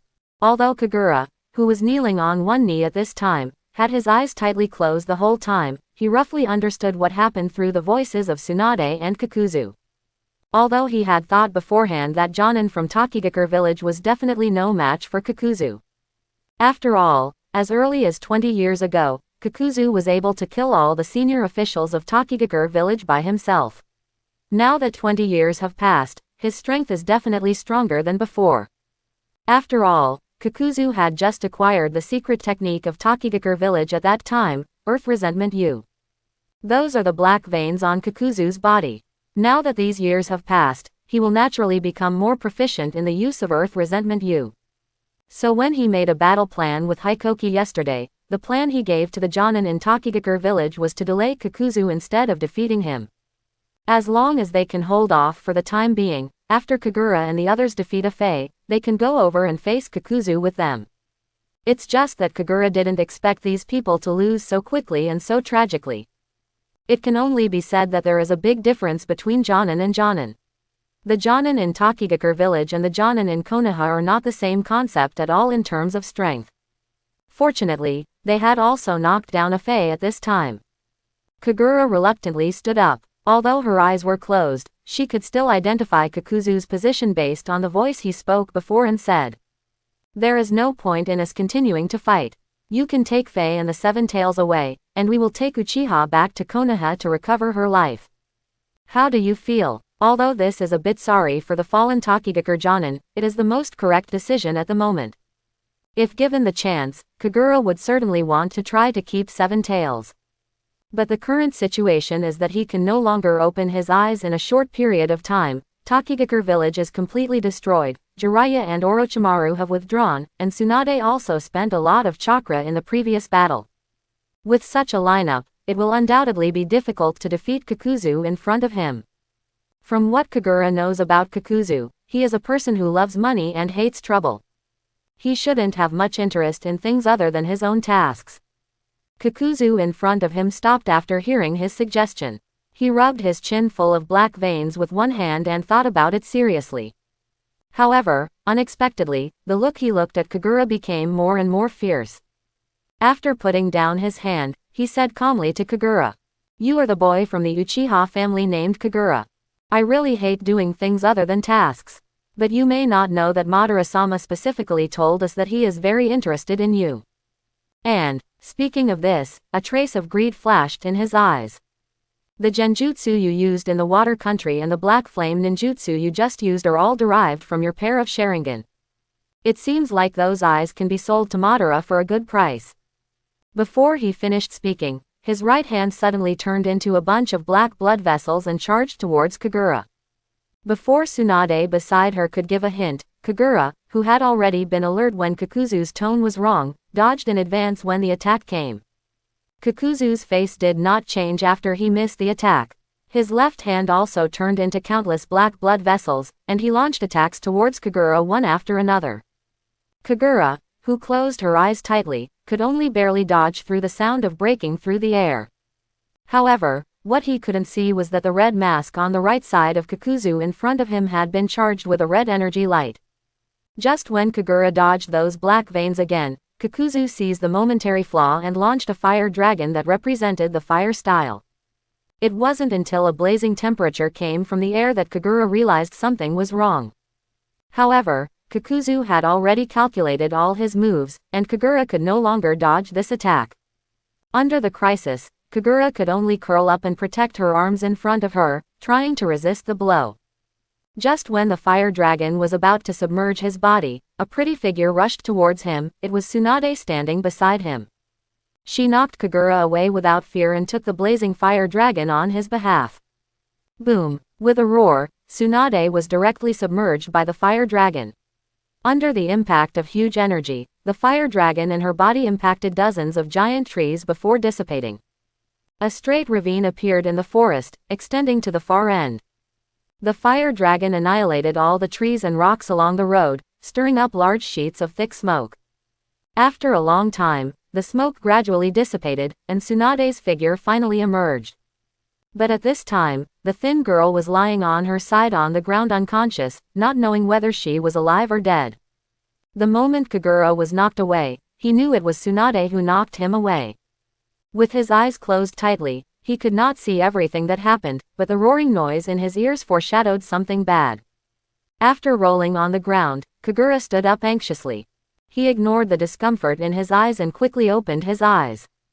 Due to the side effects of using Amaterasu, his eyes were red at this time, and outside the bright red Sharingan pupils, there was a dark red-white. Even though so much time had passed, blood was still flowing from the corners of his eyes. However, Kagura didn't pay attention to his eyes at this time. Although the world in his eyes seemed to be covered with a light red film, his attention was still completely attracted by the girl lying on her side. When she saw that thin figure, Kagura felt as if a certain string in her brain was broken. If someone stands in front of him and observes carefully at this time, he can see that his pair of Sharingans are rotating rapidly. The three Magatama stones were rotating rapidly, as if they were about to merge together to form a new pattern. However, they are still a little short of fusion and cannot truly be integrated into one. Looking at Kagura, who lowered his head in silence and was trembling slightly, Kakuzu said disdainfully, "Boy, this is my first lesson for you. In the world of ninjas, only strength." Ha! Kakuzu, who was about to say something, suddenly made a surprised sound. I saw Kagura in front of me suddenly surrounded by a layer of pure white chakra. The next second, the color of the wrapped chakra gradually darkened like bright blood. Kagura's body gradually became rickety until she was lying on the ground. The facial features shrouded under the layer of chakra could no longer be seen clearly, and she could only see a pair of bloody Sharingan and a split mouth. He fell on all fours, a huge tail behind him slapped the ground heavily, and a pair of Sharingan stared at Kakuzu viciously. At this time, Kagura seemed to transform into a crazy beast, and let out a hysterical roar at Kakuzu. As this tailed beast transformation, the well-informed Kakuzu instantly recognized Kagura's current state, but what he couldn't figure out was which tailed beast was in the body of the kid in front of him. You must know that he knows the whereabouts of the 9 known tailed beasts in the world, but he has never heard of a 10th tailed beast. Before he could think more, the prostrate beast in front of him suddenly disappeared. I'm going to suffer. As soon as this thought flashed through his mind, an extremely dangerous chakra appeared behind him. Before his body could react, Kagura's attack had already hit him hard. Kakuzu's body flew forward like a cannonball, knocking down all the trees along the way, and finally stopped after hitting a boulder. The hit boulder spattered countless rubble and smoke, covering the entire area. But before the smoke and dust dissipated, countless black blood vessels suddenly rushed out of the smoke and attacked Kagura in the form of a tailed beast. Looking at the flood of black blood vessels in front of him, Kagura still maintained a prostrate posture, but stretched out two huge arms from his back. As soon as the two arms appeared, they quickly rushed forward. The palm at the front suddenly stretched and enlarged, and pressed against the tidal black blood vessels. Just two arms were able to firmly control the attacks on those blood vessels. At this time, the smoke finally disappeared, revealing Kakuzu's figure. At this time, he no longer maintained his human form, and his body turned into a huge ball of thread composed of black blood vessels. There were 5 masks of different colors distributed on the ball of thread. At this time, the voice of Kakuzu came from the middle mask. "You kid, go to hell." Obviously, Kakuzu was also angered by Kagura's attack at this time. At this time, he had forgotten about robbing Kagura's eyes, and only wanted to eliminate the red figure that looked like a wild beast. As soon as he finished speaking, bright lights appeared in front of the 5 masks. As these lights of different colors gradually grew larger, they merged directly into a huge white ball of light. Looking at the chakra light ball that Kakuzu was charging opposite, Kagura also opened his huge mouth. As the mouth opened, a small black ball of light appeared and quickly grew in size. It was the tailed beast jade that could only be used when the tailed beast transformed. The entire battlefield suddenly fell into a strange silence, but the next second, the long charged attacks from both sides broke out at the same time, spraying out towards each other. 2 energy waves, one black and one white, met in midair and began to merge after a brief stalemate. A huge ball of intersecting black and white light appeared in the stalemate position and grew rapidly. After just a few seconds, the ball of light expanded to an indescribable size. Finally, the ball of light suddenly burst like a balloon that reached its limit. As a dazzling light like the sun flashed, a huge explosion occurred. Boom! A huge mushroom cloud rose up. The size of this mushroom cloud even reached half the height of the Tree of Life. The shock wave caused by the violent explosion leveled the entire battlefield to the ground. The forest that had existed for unknown years disappeared in an instant, leaving only a patch of Madara flat land. Fortunately, before their battle began, Katsuyu, the only one still at the scene, moved all the wounded to other locations and was not affected. As the dust and fog that covered the sky slowly dissipated, the 2 people at the center of the explosion slowly emerged. At this time, Kagura had returned to her usual appearance, and the tail beast clothing had long since disappeared. He was kneeling on one knee at this time, spitting out a large mouthful of blood. There were countless large and small scars on his body. It was obvious that he was seriously injured. Across from him, Kakuzu also returned to human form, and beside him lay 3 shattered masks. The blow just now directly destroyed 3 of his hearts. Kakuzu, who kept breathing heavily, stared at Kagura with a vicious look, and said in disbelief, "How come your tailed beast jade has such strong energy? This is not consistent with the power of Jinchuriki at all. What kind of monster are you?" It was also a very special experience for Kagura to be asked what kind of monster it was by the monster in front of her that had countless black threads stitched together. However, Kakuzu's question was not groundless. As someone who had experience fighting other Jinchuriki, Kakuzu was no stranger to Jinchuriki. The fighting power shown by Kagura is obviously different from those of the Jinchuriki in the past. In fact, this is exactly the benefit of the 100% fusion between Kagura and One Tail. Unlike ordinary Jinchuriki, in theory Kagura's current state is just like those perfect Jinchuriki recognized by the tailed beast in his body. To put it simply, it's like 8 tails and Killer Bee. The current Kagura can achieve the state of complete tail beast transformation, that is, directly transform into a huge one-tail Shukaku to fight. It's just that once the giant-tailed beast transformed, it completely took on the appearance of one tail. Kagura would not choose that mode at all when other people were present. And the huge size of a completely tailed beast may not be a good choice in some battles. The tailed beast state just now was due to the violent state he entered when he was extremely angry. In this mode, Kagura will also be in an unconscious state and will only attack the enemy crazily. But due to his 100% running in level, he can still bring out the full power of one tail, resulting in a more powerful attack effect. As for transforming into a tailed beast like the protagonist Naruto's golden mode, Kagura didn't know how to do it. Maybe he will turn it on after he has a way to possess the physique of the Uzumaki clan in the future, or when he can reach 100% fusion of all the tailed beasts. But even if Kagura could unleash the full power of one tail, it could still only destroy 3 of Kakuzu's hearts. At this time, Kagura, whose body had reached the end of her strength, had exhausted all her strength just to maintain the posture of kneeling on one knee. On the opposite side, Kakuzu's breathing has returned to calmness after taking a short rest. He also put away his vicious eyes like lion majesty and slowly walked towards Kagura. Looking at this kid from a distance who constantly exceeded his expectations, Kakuzu said in a victor's tone as he walked. "You are indeed very good, but that's where it ends. I believe that Madara will be very interested in you, and maybe you can save a life."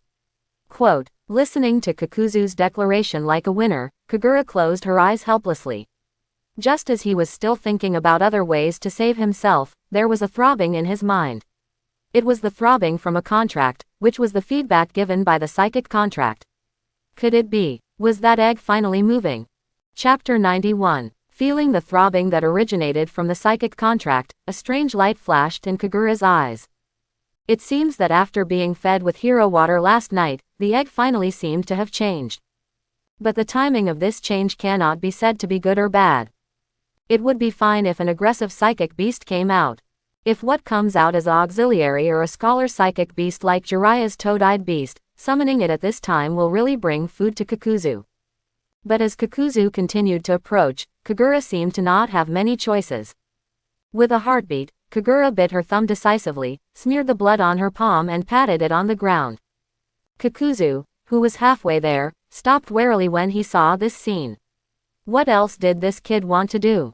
To be honest, at first he was thinking of killing Shinigami directly, gouging out his eyes and leaving. So now he no longer has the intention to kill Kagura, but his desire to capture him is getting stronger and stronger. Whether it's Amaterasu's ninjutsu or his unknown tailed beast, I believe you can get a good price from Madara. But Kagura's endless trump cards also frightened him, and he had completely put away his contempt for Kagura. As the smoke on the ground gradually dissipated, Kagura's psychic beast finally revealed its true face for the first time in this world. But when she saw the psychic beast in front of her, Kagura's face showed a look of dumbfounding. Fortunately, what came out this time was not an egg. Unfortunately, the little golden thing in front of me looks like a puppy. Looking at the creature that was only as big as a palm, wagging its tail excitedly and constantly licking his palm, Kagura's mentality collapsed. No, why is there another dog? This is so unreasonable. Don't bully me for not reading enough books. It was obviously hatched from an egg. Dogs are viviparous animals, not oviparous animals. What is this, a mutation?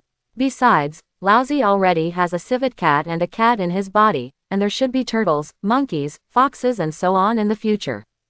So the system you asked me to travel through time arranged for me to have a hidden career as a summoner. Or the kind that specifically summons animals.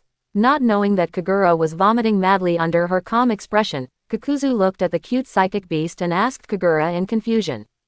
This thing, very strong. Hearing Kakuzu's question, Kagura's mouth twitched slightly, and she could only ask tentatively. How about you wait? Let me ask Tokigakure first and borrow some hero water to ripen it. Kakuzu in front of him just smiled and didn't answer. He lowered his guard slightly and continued to walk towards Kagura. As he approached, the hostility rose again. Feeling the threat of the coming person, the puppy that had been licking Kagura suddenly stopped moving. It turned towards Kakuzu and growled, its small teeth exposed. As the saying goes, when you are too weak, even anger becomes cute. Seeing the puppy's behavior, Kakuzu didn't take it seriously, but the mocking look on his face became even more intense. Seeing that the enemy ignored his warning and still approached, the puppy finally stopped hesitating. Just when Kagura reached out to catch it, it jumped and rushed out. Looking at that little back, Kagura was in a daze for a moment. No, are you so fierce? But just when Kagura thought it was about to splatter blood on the spot, the scene in front of him surprised him again. As the puppy-like creature was running, a golden light flashed across its body. When it rushed in front of Kakuzu, it had transformed from the size of a palm into a 2-meter tall beast. At this time, it doesn't look like a puppy at all. It looked like a horse, with a horn on its head, and flesh on the horn. The hair on its body was golden, shining with a mysterious light. The 4 legs are strong and powerful, and the soles of each foot are shining with golden light. On its neck, there is a flame-like mark, which is bright and hot. Its eyes are bright and sharp, revealing wisdom and strength. Looking at the slightly familiar appearance, a name appeared in Kagura's mind. Why does this thing look so much like a unicorn? Regardless of Kagura's inner speculation, Kakuzu on the other side saw the huge creature suddenly appearing in front of him, and his body responded in time. I saw that the sutures on his body suddenly cracked, and countless black blood vessels protruded from them. The blood vessel was like a steel needle piercing towards the ferocious beast. Perhaps many enemies would usually pay attention to the 5 attribute attacks brought by his 5 hearts, but he himself knew that his strongest strength was actually the vascular tentacles produced by the earthly resentment. These seemingly soft blood vessels are actually sharp and inconsistent with them. Even metal is as fragile as paper in front of these blood vessel tentacles. However, this time the vascular tentacles did not insert into the enemy's body as smoothly as usual. The hair on the unicorn beast's body was like an indestructible armor, easily deflecting attacks from those blood vessels. Kakuzu, who missed the moment, could only watch helplessly as the giant beast lowered its head and crashed towards him. A huge force came from the abdomen, and Kakuzu flew out, and was slammed back to the original place again. Kakuzu, who barely remained standing, looked at the psychic beast in front of him in surprise. It is not that no one has resisted his blood vessel tentacles before, but there are almost no people who can resist it with their physical body alone. In fact, if you look at the attributes of ninjutsu, Kakuzu's earth resentment yu already belongs to the yin style level. Perhaps many people think that yin-yang style is unique to ninjutsu of protagonists such as Sage of Six Paths or Naruto Sasuke. But in fact, many ninjutsu in the Hokage world can be classified into yin-yang style, but most of them can only belong to one of them, rather than a combined yin-yang style. Yin style represents the power of the spirit, and the yin style technique can create a physical form invisibly. Yang style represents the power of the physical body, and yang style technique can inject life into the body. The combination of the two is yin-yang style, a technique that creates everything from nothing and gives life. This is the ninjutsu used by Naruto in the later decisive battle. That's why he was able to regenerate a new eye for Kakashi and save the life of Kai, who used the 8th gates. Like Kakuzu's earth resentment yu, the vascular tentacles are mainly generated by his resentment. Shadow mimicry, genjutsu, etc. can all be incorporated into yin style. The transformation technique used by the unicorn-looking psychic beast in front of us, as well as the doubling technique, medical ninjutsu, and wood style, can all be incorporated into the yang style technique. Kakuzu, who had personally felt the physical strength of the psychic beast in front of him, no longer hesitated, and his body immediately split apart. His only 2 remaining hearts were seen splitting into 2 black-bodied monsters. One of them rushed towards the psychic beast, but only fought, while the other one rushed directly towards Kagura. No matter how strong the psychic beast is, as long as its psychic master is controlled first, it will eventually have to return to its original place. However, when another black-bodied monster rushed in front of Kagura, what he saw was a pair of Sharingans dripping with blood. I have to say that Kakuzu's subconscious decision to fight was correct. At this time, Kagura was indeed in an extremely weak state. The previous tailed beast transformation not only consumed the one tail and his own chakra in his body, but also his own body had reached its limit. At this time, he didn't want to open the 6th gate. He felt that as long as he dared to open the 8 gates Dunjia, he would die from exhaustion in the next second. However, facing Kakuzu, who was rushing towards her, Kagura still showed a calm smile.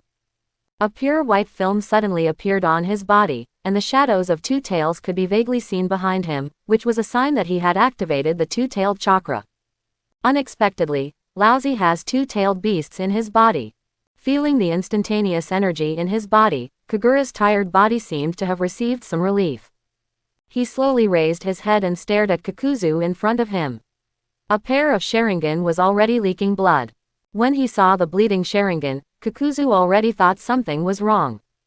But he was not allowed to move at all, and a small black flame suddenly appeared on the mask of the black monster. The next second, the flame suddenly expanded and enveloped the entire black body monster. Feeling the burning of the fire, Kakuzu finally stopped and fell to the ground, rolling over and letting out inhuman wailing sounds from his mouth. However, Kagura's attack was not over. Although his eyes were blurred by blood, he still forced himself to look in another direction. That was the last battle with his own psychic beast. Just after escaping an impact from the psychic beast in front of him, Kakuzu felt Kagura's dangerous gaze. Having seen the power of the black flames long ago, he naturally knew the fate of the other clone and knew that there was no possibility of salvation. But what he didn't expect was that this kid would still have chakra after many battles. Could he be a humanoid-tailed beast?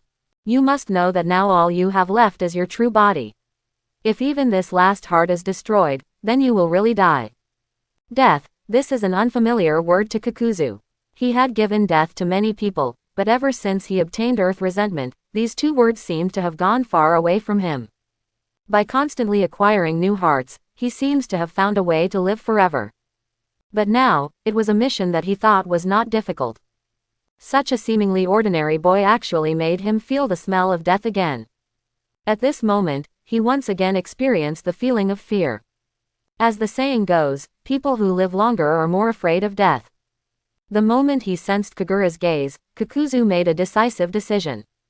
I saw him once again using his blood vessels to repel the psychic beast in front of him, and then the black figure flashed, actually escaping decisively from the battlefield after a jump. Looking at the retreating black figure, Kagura and the psychic beast froze in place, making no move. In fact, Kagura never thought that such a powerful enemy would choose to escape so neatly in the end. But it was obvious that he no longer had the ability to pursue him. When Kakuzu's figure completely disappeared from his sight, he hurriedly closed his eyes. Blood continued to flow from the corners of his eyes and soaked his collar. A strong headache hit him, and he finally couldn't hold on any longer, and his body went limp and fell to the ground. The psychic beast in the distance has also released its transformation and turned back into the palm-sized puppy. It lay on the ground tiredly, sticking out its tongue and panting continuously. Obviously, such a transformation was also a huge burden for it when it was just born. After looking worriedly at Kagura not far away, it disappeared with a puff of smoke and returned to its original place. The devastated battlefield instantly returned to calm. Except for the people who fell to the ground in the ruined forest, no one knew what kind of battle had occurred here. Kagura felt like he had fallen into a deep sea, and many fragments flashed around him. There are scenes where he continues to practice himself, there is a scene where he kisses Jiraiya, and there is a moment when Tsunade asks him gently. There was the moment when Orochimaru looked excited, and there was also the black and white morning hall when he attended Uchiha Mirror. Many scenes were constantly changing around him, and he even saw fragments of his previous life on the Blue Star. Those scenes flashed around him like a fast-forward movie. Finally, the picture freezes on a black back. As the tall figure on the screen gradually turned around, his facial features were revealed to be pitch black. But on that dark face, there is a Mangekyo Sharingan with complicated patterns. The moment she saw that eye, Kagura immediately recognized the owner of the eye. This was Uchiha Madara. Following the gaze of that eye, Kagura was startled. She was so startled that she suddenly opened her eyes and woke up from a hospital bed. I looked at the roof and then outside the window. Well, I am still in Konoha Hospital, and this is still my own VIP ward. The only difference is that this time there is no beautiful figure taking care of him by his side. The figure who fell sideways during the battle flashed through his mind, and Kagura finally recalled everything. He moved his extremely sore hands, barely propped up his body, and sat on the edge of the bed. He didn't know how long he had been unconscious this time.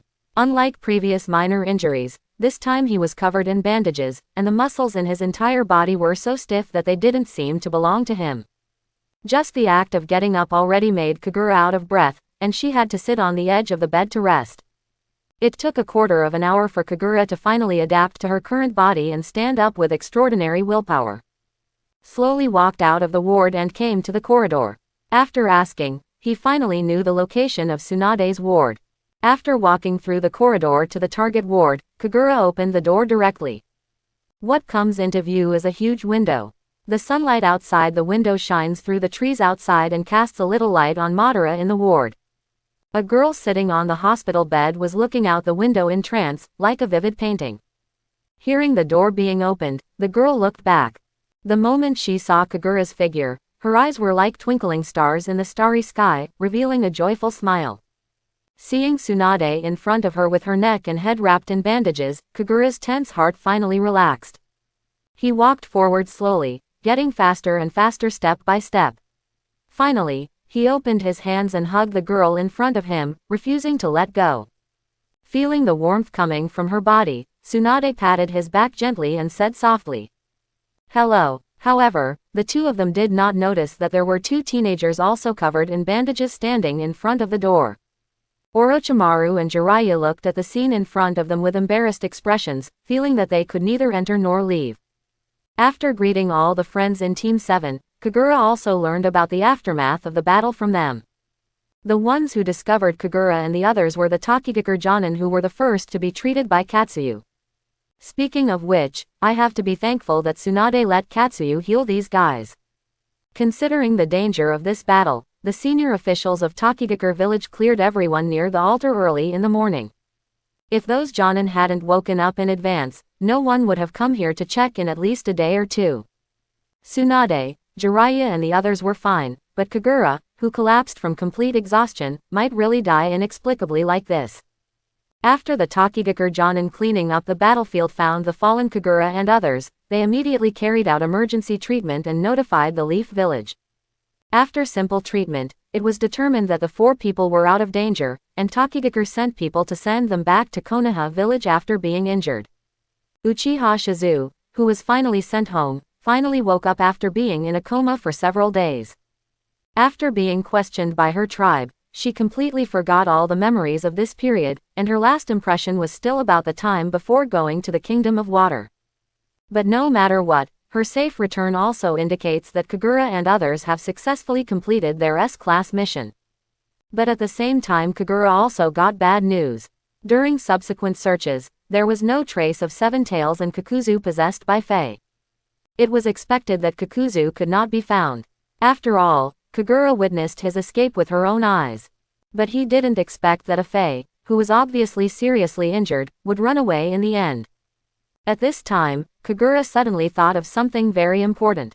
As Kakuzu returns to Uchiha Madara, the information that he has a tailed beast will definitely be known to Madara. Taking into account the ninjutsu that I have shown, I am afraid that I must have been listed as one of the targets by the big boss at this time. Thinking of this, his face couldn't help but darken. Thinking back to the eye in the dream just now, Kagura knew very clearly that one day she would face Uchiha Madara head-on. But, looking at the three companions in front of him, Kagura didn't have much fear in her heart this time. Come on, since you can't escape, then face it all to your heart's content. After all, I am not alone now. Konoha 33 years. A tall figure was standing outside the gate of Konoha village. He was wearing a black robe and cape, standing in the wind. That black robe seemed to be his battle uniform, which not only showed his handsomeness but also revealed a mysterious aura. Black hair fell down on his shoulders like a waterfall, gently brushing his fair skin. His black pupils are deep and bright, like the endless night sky, attracting people to fall into it involuntarily. The chiseled face is like a masterpiece of a master sculptor. Under the high bridge of his nose, his lips were slightly raised, revealing an imperceptible smile. His figure is tall and well-proportioned, with smooth and natural muscle lines, exuding a perfect combination of strength and elegance. He has an innate maturity and calmness in him. This person is the 20-year-old Uchiha Kagura. Looking at the village in front of him, which he had not returned to for a long time, he also had a relaxed look on his face. A few years ago, he had become the Jonin of Konoha village. Although the speed at which he became a Jonin is not that amazing in the history of Konoha, he is definitely considered a genius. Logically speaking, when these people become Jonin, they must lead the team to perform tasks. But for himself, he has a subconscious sense of rejection of people outside Team 7, so Kagura has always been more inclined to complete tasks alone. But based on his own strong strength and his unique Sharingan ninjutsu, Konoha senior officials did not raise much objection to him acting alone. Since Uchiha Madara appeared in the water country, she has hidden herself again and disappeared. But Kagura and Konoha's top brass knew in their hearts that Uchiha Madara had never stopped planning, but they were unable to see its specific layout. However, in recent years, frictions and conflicts between countries have increased significantly. The most obvious thing is that the number of tasks between ninjas from various countries has increased a lot, and most of them are combat-type tasks. Take Kagura for example. He has hardly had any rest in the past 2 months. Almost every time he completes a task and returns to the village, he has to start again immediately. Even with his speed of completing tasks, which can be said to be high speed, it still did not make the task scrolls at the Konoha task release office much smaller. But he came back today not to take over the mission, but for another purpose. As soon as he entered the village, there were already several figures standing there at the entrance of the village. One of them is a handsome young man. Today, he is not wearing his usual Jonin combat uniform, but a white kimono. The straight black hair was scattered on the white clothes, and the skin on the face was as white as snow. At this time, he was like a noble son who came out of the aristocracy, with a unique kind of calmness in his gentleness. This person is none other than the adult Orochimaru. Looking at that feminine and overly neutral face, Kagura would always wonder in her heart whether this guy had secretly developed the reincarnation technique, and whether the person standing in front of him at this time was actually a female body. Beside him, there was also a young man standing. If Orochimaru shows masculine femininity, then this one is the other extreme. The head of white hair like steel needles is like a lion's mane, wavy and draped behind his back, and there are 2 red lines under his resolute eyes. He was wearing a green ninja uniform, a red haori, wooden clogs, and a huge scroll on his back.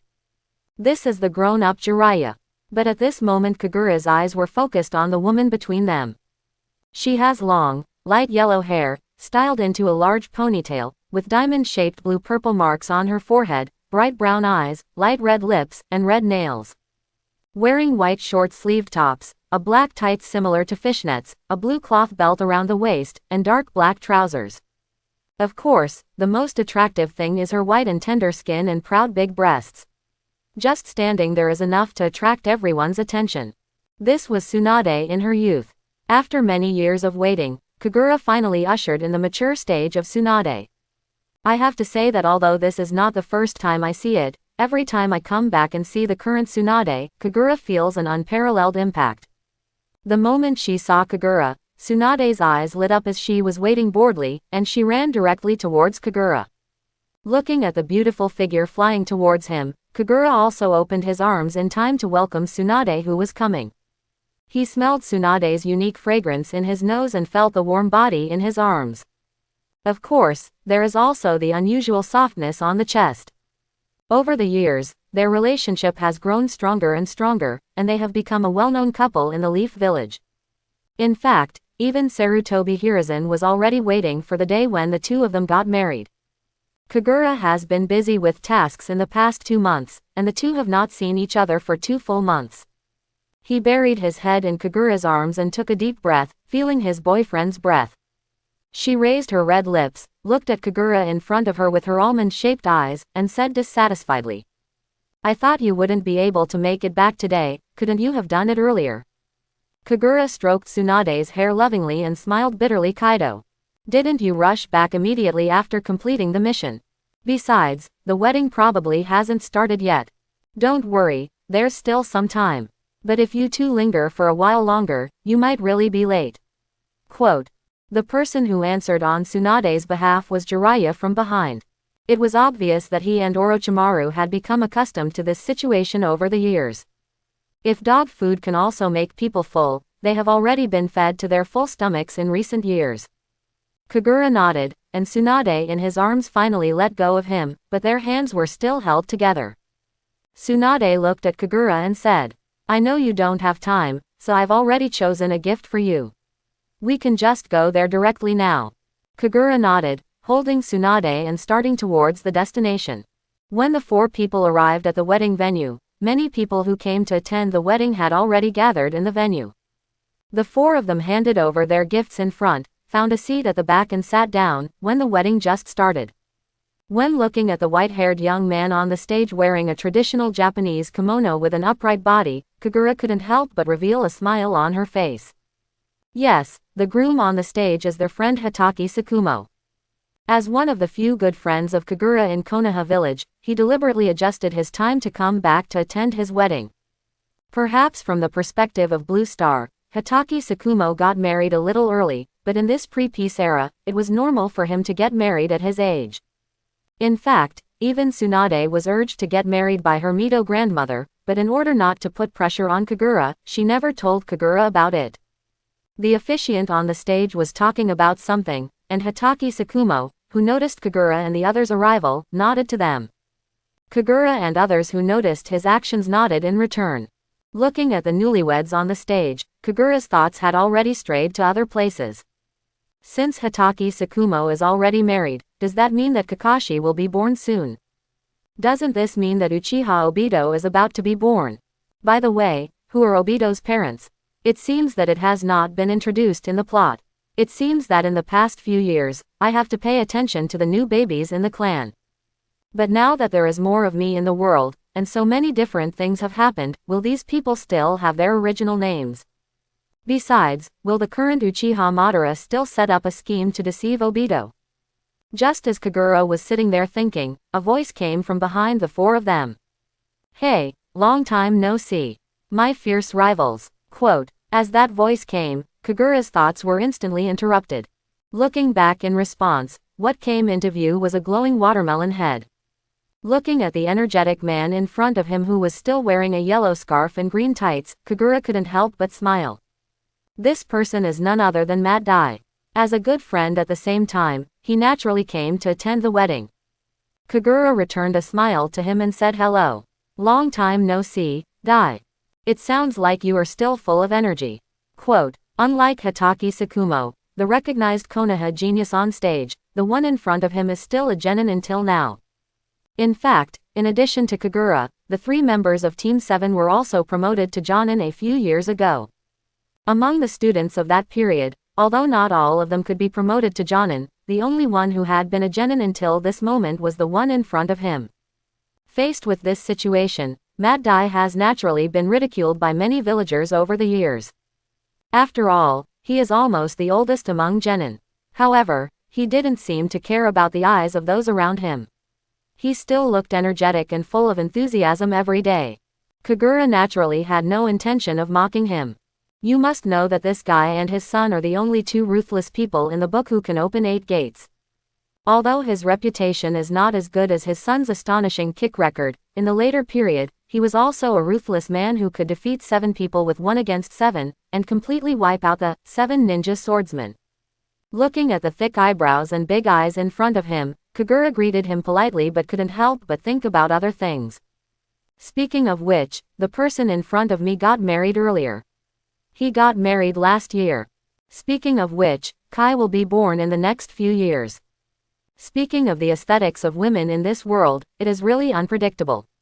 Such a man who likes to run around in green tights can actually find a woman to marry so early. Just when Mad Dai opened his mouth slightly and was about to continue saying something, the officiant on the stage finally finished the lengthy blessing. As the crowd cheered, their attention returned to the stage again. After a brief ceremony, the 2 newlyweds finally kissed amidst the blessings of everyone. When looking at Tsunade beside her looking at the stage with longing expression, Kagura also clearly felt her desire. Kagura has indeed considered getting married recently, but, if he remembered correctly, the second ninja war would break out within a few years at most. And Tsunade's younger brother will also die in a mission before the war breaks out. In fact, based on his recent experience on the front line, the atmosphere between countries is already on the verge of breaking out, and countries on the border are already on high alert. Judging from the current situation, the second ninja war should come sooner than expected. Only, looking at Tsunade next to her, Kagura had secretly made up her mind to at least save her brother Naoki this time and not to leave any regrets in Tsunade's heart. The wedding finally ended after a brief ceremony, and everyone left the wedding hall one after another and came to the restaurant where the dinner was held. Even after traveling through time for so long, Kagura sometimes still doesn't understand some of the styles of this world. In some important festivals or ceremonies, the traditional costumes and rituals of Blue Star Sakura country are mostly followed here. But in some aspects, there are some very unreasonable patterns here. For example, they now enjoy a Western-style buffet. It's not that this form of dining is bad, but looking at the steak in front of him and the people in traditional kimonos around him, Kagura felt a strong sense of dissonance. Just as he and Tsunade were picking food at the dining table, the protagonist of the wedding, Hitoki Tsukumo, walked up to them. Seeing the groom coming, they also put down the tableware in their hands tacitly. Seeing Kagura and others, Hitoki Tsukumo had a clear smile on his face. He looked at Kagura and said, "I didn't expect you would really come back to attend my wedding, thank you." Kagura's smiling Kaido. "After all, I will definitely do what I promised you." The two looked at each other and smiled, then picked up the drink next to them and touched it lightly. After drinking the drink, Hitoki Tsukumo seemed to have remembered something, and asked Kagura with a solemn look on his face. "I heard that the battle between the Kingdom of Earth and the Kingdom of Wind and us on the front lines has become more and more intense recently. You just came back from there, how is the war going there now?" After hearing the business, Kagura also suppressed the smile on her face. She pondered for a while before speaking. Kaido. "It's really not good. Maybe I don't feel much in Konoha village. But in the fringe areas, especially in small countries sandwiched between several big countries, basically when they see ninjas from enemy countries, they will start fighting for no reason. The atmosphere of war has become increasingly intense. Quote, war, peace is really short-lived. Quote, Hitoki Tsukumo murmured and couldn't help but sigh. It has only been more than 10 years since the last first ninja war. No one likes war, and Hitoki Tsukumo is certainly no exception. Looking at Hitoki Tsukumo who was sighing, Kagura chuckled, patted his shoulder and comforted him. "Okay, enjoy your rare few days of vacation. When the vacation is over, you will be busy." Quote. Hitoki Tsukumo didn't respond, just exchanged a few words with Tsunade and others behind him and left. After finally selecting some acceptable food, Kagura found a seat with several plates and sat down. But before he started to enjoy the food, Mad Dai approached again. Looking at Mad Dai who was hesitant to speak, Kagura reluctantly put down the knife and fork in his hand and looked over with questioning eyes. Mad Dai no longer hesitated and asked directly, "I heard that your recent missions have been on the front line." Although she didn't understand why he asked this question, Kagura nodded truthfully. Mad Dai lowered his head and thought for a while, and then he looked up at Kagura and said after making a great determination, "Can you take me with you next time you take on a mission?" Hearing this, Kagura instantly understood what he meant. As a genin, the tasks he can receive now are mostly trivial tasks in or around the village. As for frontline tasks, he is not qualified to take them. Unless Jonin like Kagura accepts the mission and is willing to lead him to execute it, it will be difficult for him to go to the front line now. Seeing this man who was always full of energy, showing a rare hint of embarrassment, Kagura also felt a little embarrassed. After he lowered his head and pondered for a while, he decided to say truthfully, "I'm sorry, I'm afraid not." After hearing this, a trace of disappointment flashed across Mad Dai's face, but before he could speak, Kagura continued, "I don't take you with me, not because of your strength, but because of my personal habits. You should know that I prefer to go on missions alone." Quote. After hearing these seemingly perfunctory words, Mad Dai saw a sincere look in Kagura's eyes. As if not wanting him to be hit, Kagura said, "I know that Genin's identity may have brought you some troubles and obstacles, but in my heart, you are not weaker than anyone else. Since you have chosen physical skills as your strength, you should stick to it and continue doing what you are good at." Quote. Having said this, Kagura seemed to have thought of something, her eyes were a little hollow, and she seemed to be saying to him and herself, "Don't let anyone else dictate your choices. If you don't understand ninjutsu or genjutsu, it doesn't mean you can't become a qualified ninja." It seemed that he was trying to comfort the person in front of him, but at this moment, Kagura was thinking of himself in his previous life as Blue Star. The fear of failing in school grades, the hesitation of not finding a good job after graduation, and the embarrassment of not getting married in middle age. As an ordinary person among all living beings, he was like everyone else in his previous life, living his life boringly and helplessly under the eyes of secular people. It seems that every stage of life has been set by others in advance, and you can only live step by step in the life you should have in the eyes of others. However, after experiencing a lot after time travel, he finally understood one thing, that is, the important thing in life is the process, not the result. Your choice should be decided by yourself, not by others to define it for you. Looking at Kagura, who was clearly hailed as the future of the village, but with a look of emotion in his eyes, Mat Dai was comforted and felt inexplicable. However, he was not a self-pitying person. After hearing Kagura's words, he returned to his usual energetic state. Showing his signature smile to Kagura, he gave a thumbs up and responded. Don't worry, my fierce rival. I will practice hard and let you see a stronger Mat Dai. Seeing Mat Dai leaving, Kagura breathed a sigh of relief.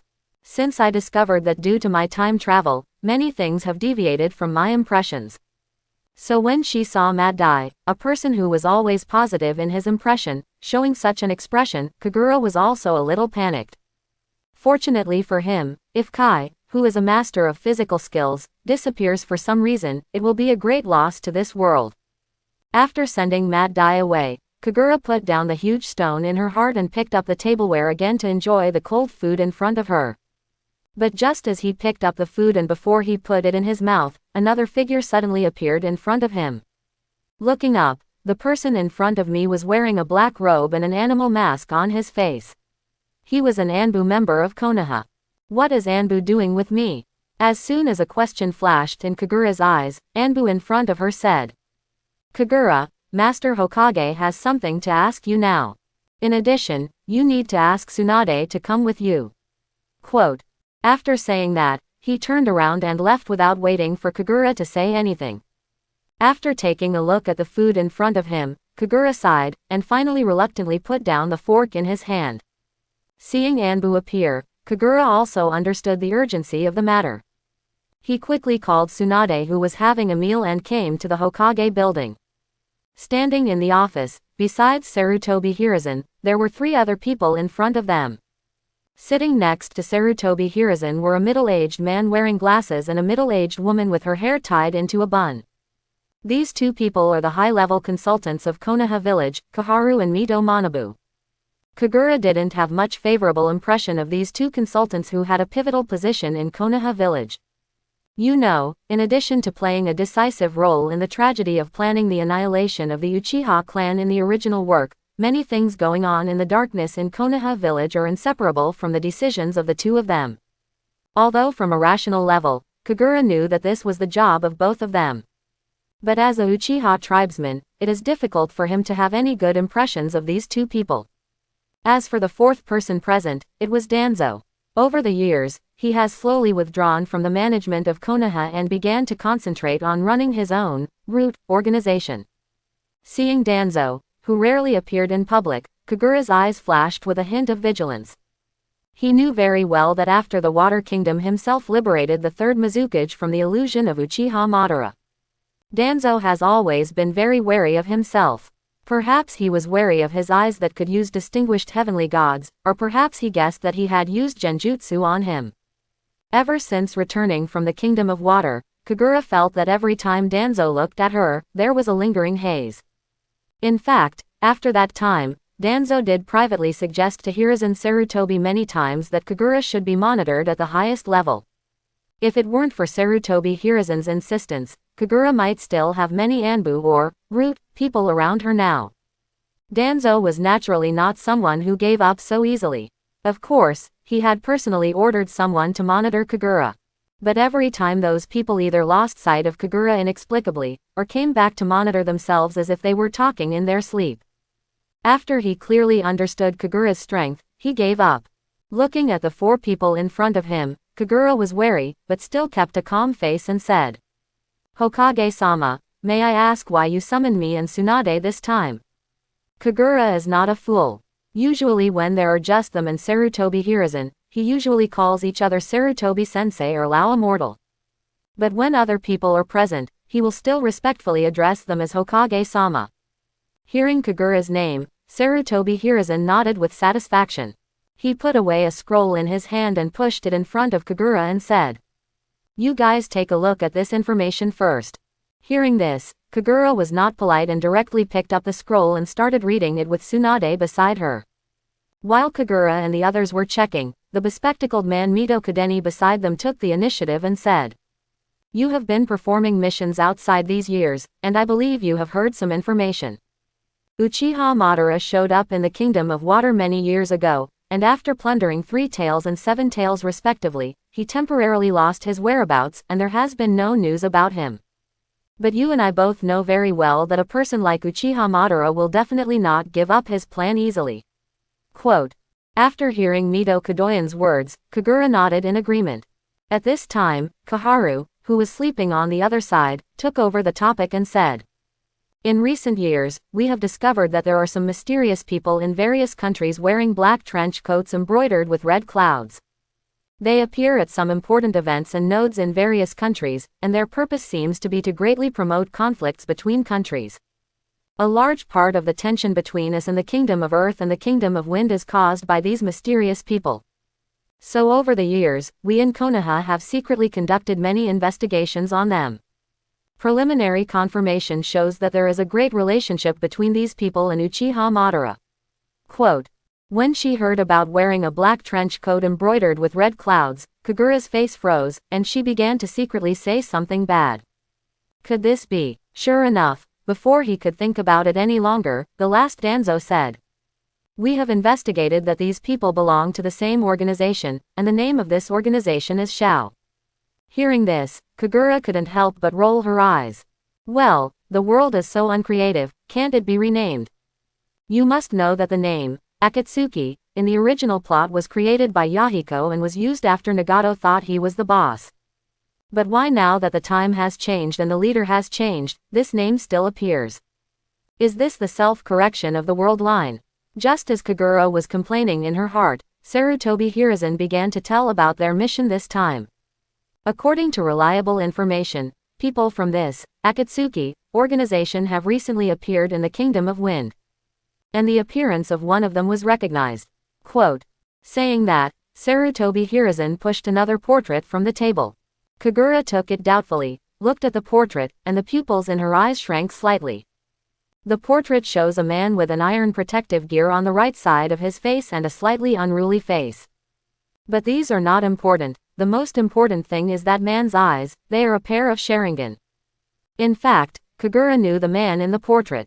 This man's name is Uchiha Setsuna, and he is a member of the Uchiha clan and the same generation as Sarutobi Hiruzen and others. He was once the village's Jonin, a member of Konoha's police force, and a cunning man. Inheriting the will of Madara, he is very dissatisfied with the policies of second Hokage Senju Tobirama in governing the Uchiha clan. He has always been eager to regain sovereignty from the Senju clan. He is a hawkish Uchiha clan member.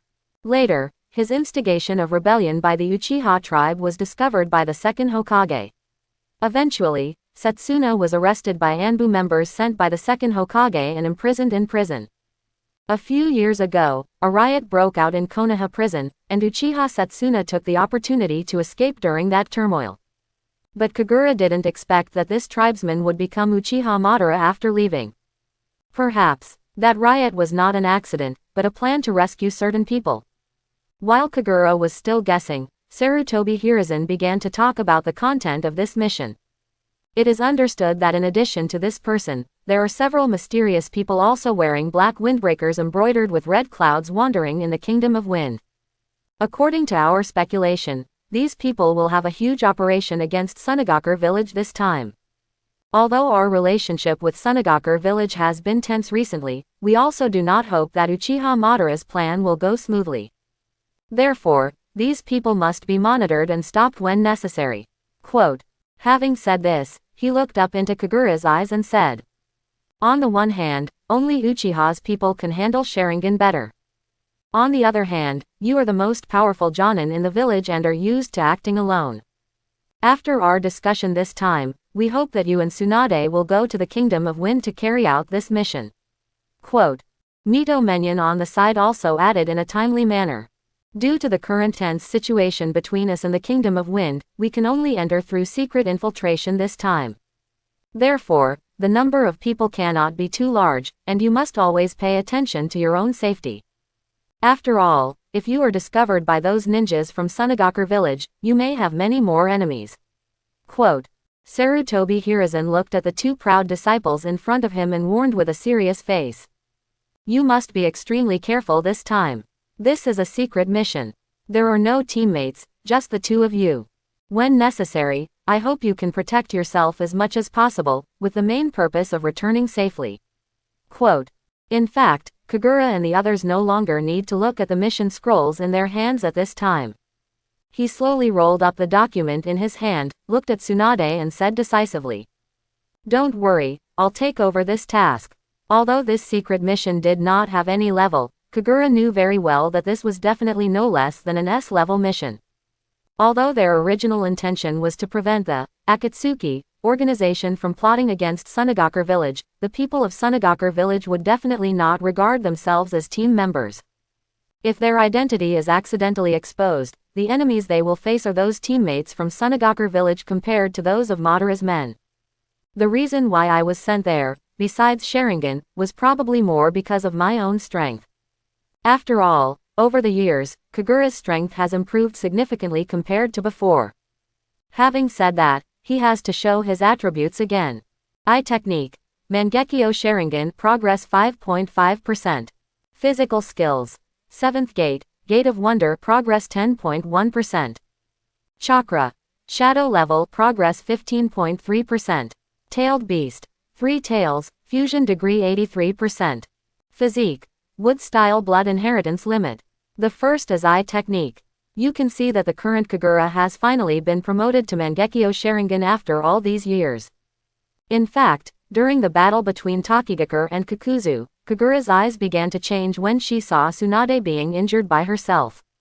Later, when he woke up in the Leaf Village Hospital, he found that his pupil technique had reached 3 Magatama Sharingan, which was 99.9% progress. However, it was the last 0.1% that he could not break through no matter how hard he tried in the following years. Just when Kagura was considering whether to focus on cultivating friendship with Jiraiya and then try to see if he could break through by beating him half to death, he was promoted due to an accident. That was a mission 2 years ago. That time he also completed the mission alone, but that mission was a trap. The purpose was to hunt down him, the genius of Konoha. After Kagura rushed into the enemy's base camp alone, he found a group of enemies waiting for him. In that battle, he used almost all his trump cards. Both tailed beasts and 8 gates armor were used by him. But even so, when all the chakra was consumed, there were still several Jonin standing beside him. Although those Jonin were surprised by his revealed strength, they could not stop their joy of hunting Kagura. At that moment of life and death, Kagura felt that some kind of restriction in his mind was broken, and there was an unspeakable pain in his eyes. A black flame burst out of his eyes uncontrollably, and the enemies who approached him and prepared to attack him were instantly engulfed by the large flames. When Kagura regained consciousness again, everything within a few miles of him turned into a dry wasteland, just like a forest that had experienced a fire. And it was after that Kagura found her eyes breaking through to Mangekyo Sharingan. Either because of the help of the system, or because of the strong emotions he felt before his death, he got the eyes he dreamed of. I know there may be objections to this paragraph, but on the one hand, Uchiha's eyes were promoted by strong emotional stimulation before eternal Mangekyo. I don't think it's necessary to have a relative die to access this emotion. On the other hand, isn't the protagonist's cheat meant to be reflected at this time? Carrot oh carrot. But after being promoted, Kagura had to start worrying about another thing in advance, that is, whether he also entered the countdown to blindness after possessing Mangekyo Sharingan. Although it was mentioned in the original plot that people with Senju Hashirama cells can avoid this sequelae. But Kagura is not sure whether the wood-style blood inheritance limit stated on the system can be equivalent to Senju Hashirama's cells. So in the past 2 years, he also began to deliberately reduce the use of these eyes. As for physical skills, after breaking through to the 7th gate, the speed can be said to be almost like a turtle crawling, and there may not be 5% progress in a year. The same is true for chakra. After breaking through to the shadow level, his speed obviously slowed down significantly. But Kagura also knew in his heart that this was because he was beginning to touch the limits of his body. After all, there is only one Kai in the entire Hokage world. If you want to practice physical skills that can fully open the 8 gates, in addition to perseverance, you also need a certain amount of talent. But what made him most uncomfortable was the fusion of the tailed beasts. Compared with the cute 1 tail and 2 tails, the follow-up 3 tails is really just like its appearance, like a lazy turtle. Obviously, it only took him a few years to cultivate the fusion of the previous 2-tailed beasts combined, but for this 3 tails alone, he has been using it for almost 6 or 7 years, and it has not yet reached 100%. If all tailed beasts were like 3 tails, he might not have the chance to see 9 tails little fox until he dies of old age. As for ninjutsu, he has naturally learned a lot by himself in the past 8 years, but the number of S-level ninjutsu obtained through tasks issued by the system has only increased by 2. Since returning from Taki country, the system has only released 3 missions in total. Once when he became Jonin, once when he faced death, and once when he became Jonin on his first secret mission. These 3 missions allowed him to obtain 2 S-level and 1 A-level ninjutsu respectively. Through these years of observation, he has gradually mastered the characteristics of the system's task issuance. The first is when you experience your first mission of each level. For example, when performing B-level, A-level, and S-level tasks for the first time, they all received tasks issued by the system. But after completing the first time, no matter how many times you perform S-level tasks, you will not get any more system tasks. The second is when you encounter an event that will change the entire world line. For example, the Golden Horn back then, or the incident where Uchiha Madara appeared in person to plunder 3 tails, would also gain the attention of the system. The third type is when you are in danger or death. For example, when a Fae wanted to capture him, or when he stepped into a trap and almost died 2 years ago, the system would appear. There is no doubt that the most likely to be obtained from the system are some powerful ninjutsu that are hard to come by. After all, as a Sharingan, if he wants to learn some ordinary ninjutsu, he can learn it just by looking at it. But unique ninjutsu like Tsukuyomi and Amaterasu are difficult to obtain unless given by the system. In any case, he is undoubtedly greatly strengthened now compared to when he first became Chunin. At least in his own evaluation, even if he faced some ordinary shadow-level powerhouses, he still had a good chance of winning. From this point of view, sending him to perform this task is undoubtedly the right choice. As for choosing Tsunade to go with, in addition to focusing on Tsunade's strength, perhaps more importantly, the help her medical treatment can bring. Just when the two of them were putting away the mission scroll and preparing to leave, Hiruzen Sarutobi suddenly snorted a few times hastily. Kagura and Tsunade stopped in confusion and turned to look at him. Sarutobi Hiruzen looked at Tsunade with a strange expression, and then stopped at Kagura. He said in an unnatural tone. Kagura, wait, you go to the door downstairs first. There is a young woman with a child who says she wants to see you. Quote. Kagura, Tsunade. Kagura, please go to the door downstairs later. There is a young woman with a child who says she wants to see you. Quote. As soon as Master Hokage said this, the entire office fell into deathly silence. Everyone, even Danzo, looked at Kagura, who stayed in place with a meaningful look. Although she didn't turn around to look, she could already feel the dangerous gaze from Tsunade behind her, and Kagura suddenly broke out in a cold sweat. At this moment, his mind was racing with memories. No, I've never been fooling around outside. Could it be that Genjutsu doesn't remember when I was hit? But a Uchiha tribesman with a Sharingan can hit Genjutsu, and the opponent doesn't hurt him just to get a child. If he really dared to say that, Tsunade's fist would probably hit him in the next second. Seeing Hiruzen Sarutobi saying those words calmly, Kagura felt that this stingy teacher must be seeking revenge for his 1,000-year killing. He turned his head tremblingly and looked at Tsunade, who was smiling behind him. He swallowed hard and explained in a trembling voice. I really haven't done anything. How about we go down and take a look together? Tsunade in front of her still had a sweet smile. She took a step forward, took Kagura's arm as usual and said, "Okay." After saying that, she ignored the 4 Konoha executives behind her and walked out with Kagura stiffened all over. Kagura, who was resting on her arm, could not feel her usual tenderness at this moment. Either because of my own worries, or because of the fact. He felt that Tsunade's arms were like steel bars at this time, strangling him with some pain. The usually short stairs were like leading to the abyss of hell. In Kagura's uneasy mood, they finally arrived downstairs. Outside the door of the Hokage building, under the afternoon sun, two women, one large and one small, were standing there. When she saw two people appearing in front of her, Kagura felt that the arm holding her tightened. When he took a closer look, he discovered that the two of them had something in common. Both women have bright red hair. The younger one is just a little girl, looking only 6.7 years old. The older one was holding a little boy in her hands. She looked about the same age as Kagura and the others, probably in her 20s. The little boy she was holding in her arms at this time looked to be only 1 year old. He also had red hair and was holding his mother tightly with a scared look on his face. Seeing the young woman holding the child in front of her, a certain face appeared in Kagura's memory. He quickly got rid of Tsunade's restraints and walked in front of the woman, but his attention was completely focused on the little boy in her arms. He said with disbelief and some doubt, "You are Uzumaki Fuso. You really came to Konoha village." Looking at the handsome young man in front of him, Fuso nodded slowly. The kingdom of Whirlpool was destroyed a few years ago. With the death of the first-generation clan leader, the actions of various countries to plunder the Uzumaki clan became more and more rampant. Originally, they were wary of the attitude of the Whirlpool country's ally, the Leaf Village. But in these years, Konoha has been somewhat overwhelmed by the conflict between the Kingdom of Earth and the Kingdom of Wind. Seeing Konoha with no remaining strength at all, these countries that were already eyeing the Kingdom of Whirlpool could no longer tolerate it. In just a few years, the famous Uzumaki clan suffered a disaster that was close to annihilation.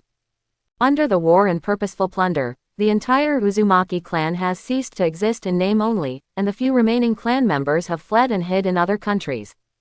The same is true for the Uzumaki Fuso in front of me. But when her family was preparing to escape from the Kingdom of Whirlpool, for some reason the words of a certain boy many years ago appeared in her mind. "Miss Fuso, please remember what I say next. If you encounter any difficulties in the future, or encounter a desperate situation, please, you must come to Konoha for help. Either you or your child. I, or we Konoha will do our best to protect you. Please remember what I said today and believe in us." The handsome boy who looked a little nervous back then left a deep impression on her mind. In addition, the Uzumaki clan already had a good friendship with Konoha. Her husband originally suggested going to the country of rain, but in the end he was persuaded by her to come to Konoha village. After all, compared with the dangerous rain country, the current fire country is obviously more suitable for them to live. After coming to Konoha village, because she was afraid that her family's special bloodline would arouse the covetousness of some people, she immediately asked someone to tell her name to Kagura. After all, even she, a commoner, has heard of Kagura's reputation as a monster over the years. As for the girl next to her of the same race, they just happened to meet at the door. Seeing Uzumaki Fuso nodding in front of her, Kagura's eyes lit up and she stared at the little boy in her arms. Feeling the gaze of the strange brother-uncle, the little boy nervously shrank into his mother's arms. Kagura ignored the little boy's discomfort and asked slightly excitedly, "Is this your child Nagato?" Although it was unclear why Kagura knew the name of her child when they first met, Fuso still nodded. Hee hee, ha ha ha ha. Although there was already a guess in his mind, Kagura couldn't help but laugh after receiving Fuso's confirmation. This really makes him unhappy. Who is this, Nagato? Although in the original work, his samsara eye was transplanted by Uchiha Madara, he is one of the few geniuses who can perfectly master the samsara eye. It seemed that Kagura knew the name of the other's child so naturally that she didn't even need an introduction from the other's mother, and Tsunade seemed to have received some confirmation. That sweet smile has long since disappeared, and there are crystal tears in her eyes, her mouth is deflated, and her body is twitching as if she is sobbing. Feeling the change in Tsunade behind her, Kagura instantly knew that her girlfriend might have misunderstood something. He quickly asked Uzumaki Fuso, "By the way, are you here with your husband this time?" Seeing Tsunade's aggrieved look, Fuso seemed to understand something. She smiled and said, "Yes, this time I came with my husband and children as a family. When I met you in the country of Whirlpool before, didn't you ask me to come to Konoha village to find you when I was in trouble?" So this time I brought my whole family here to join you, Kagura-sama. Quote. As she spoke, she held the child in her arms and bowed deeply to Kagura. After hearing her explanation, Tsunade stopped choking, but still looked at Kagura and Fuso with some suspicion. Facing Fuso's salute, Kagura quickly helped her up. At this time, he no longer asked about her affairs, and quickly thought of changing the subject and asked the girl next to him who seemed to be watching a play. What about this one? Is he your relative? But before Fuzang could speak, the girl held her head high and answered aloud. No, my name is Uzumaki Kushina.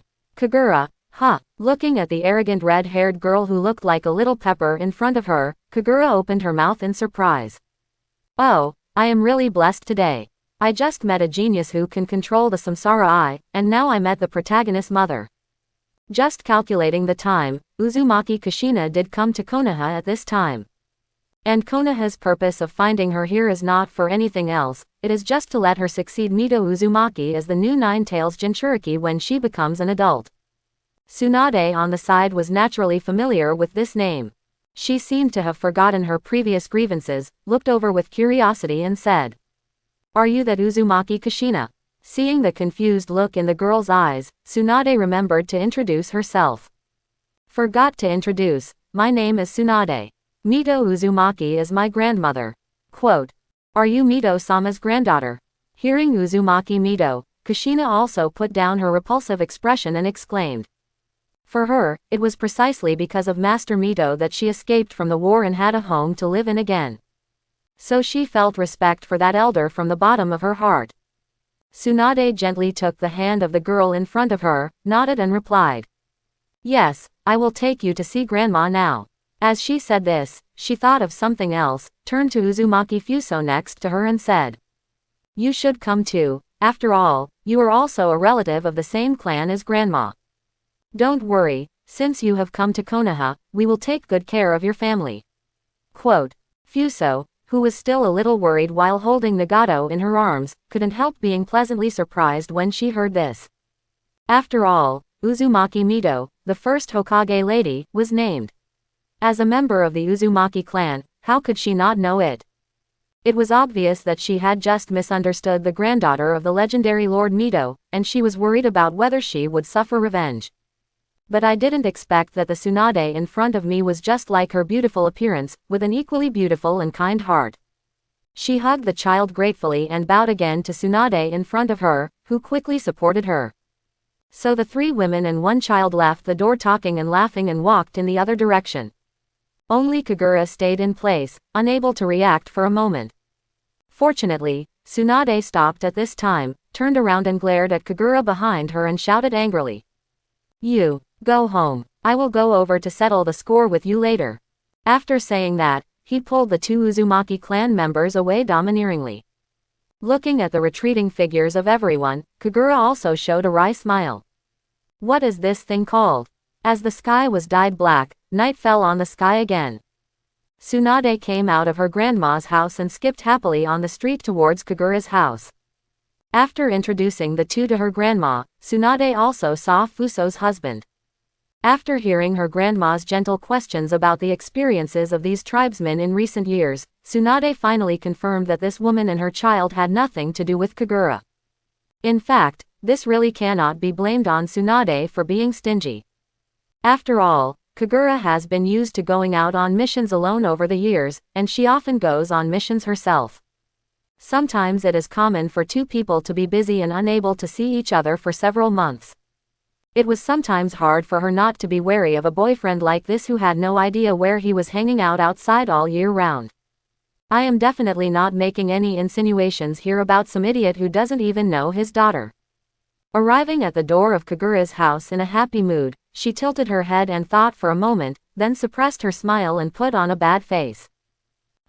Don't think about making me calm down so easily. But Tsunade's persistence disappeared without a trace the moment she opened the door. The reason was simple, because what was before her were two exquisitely plated steaks.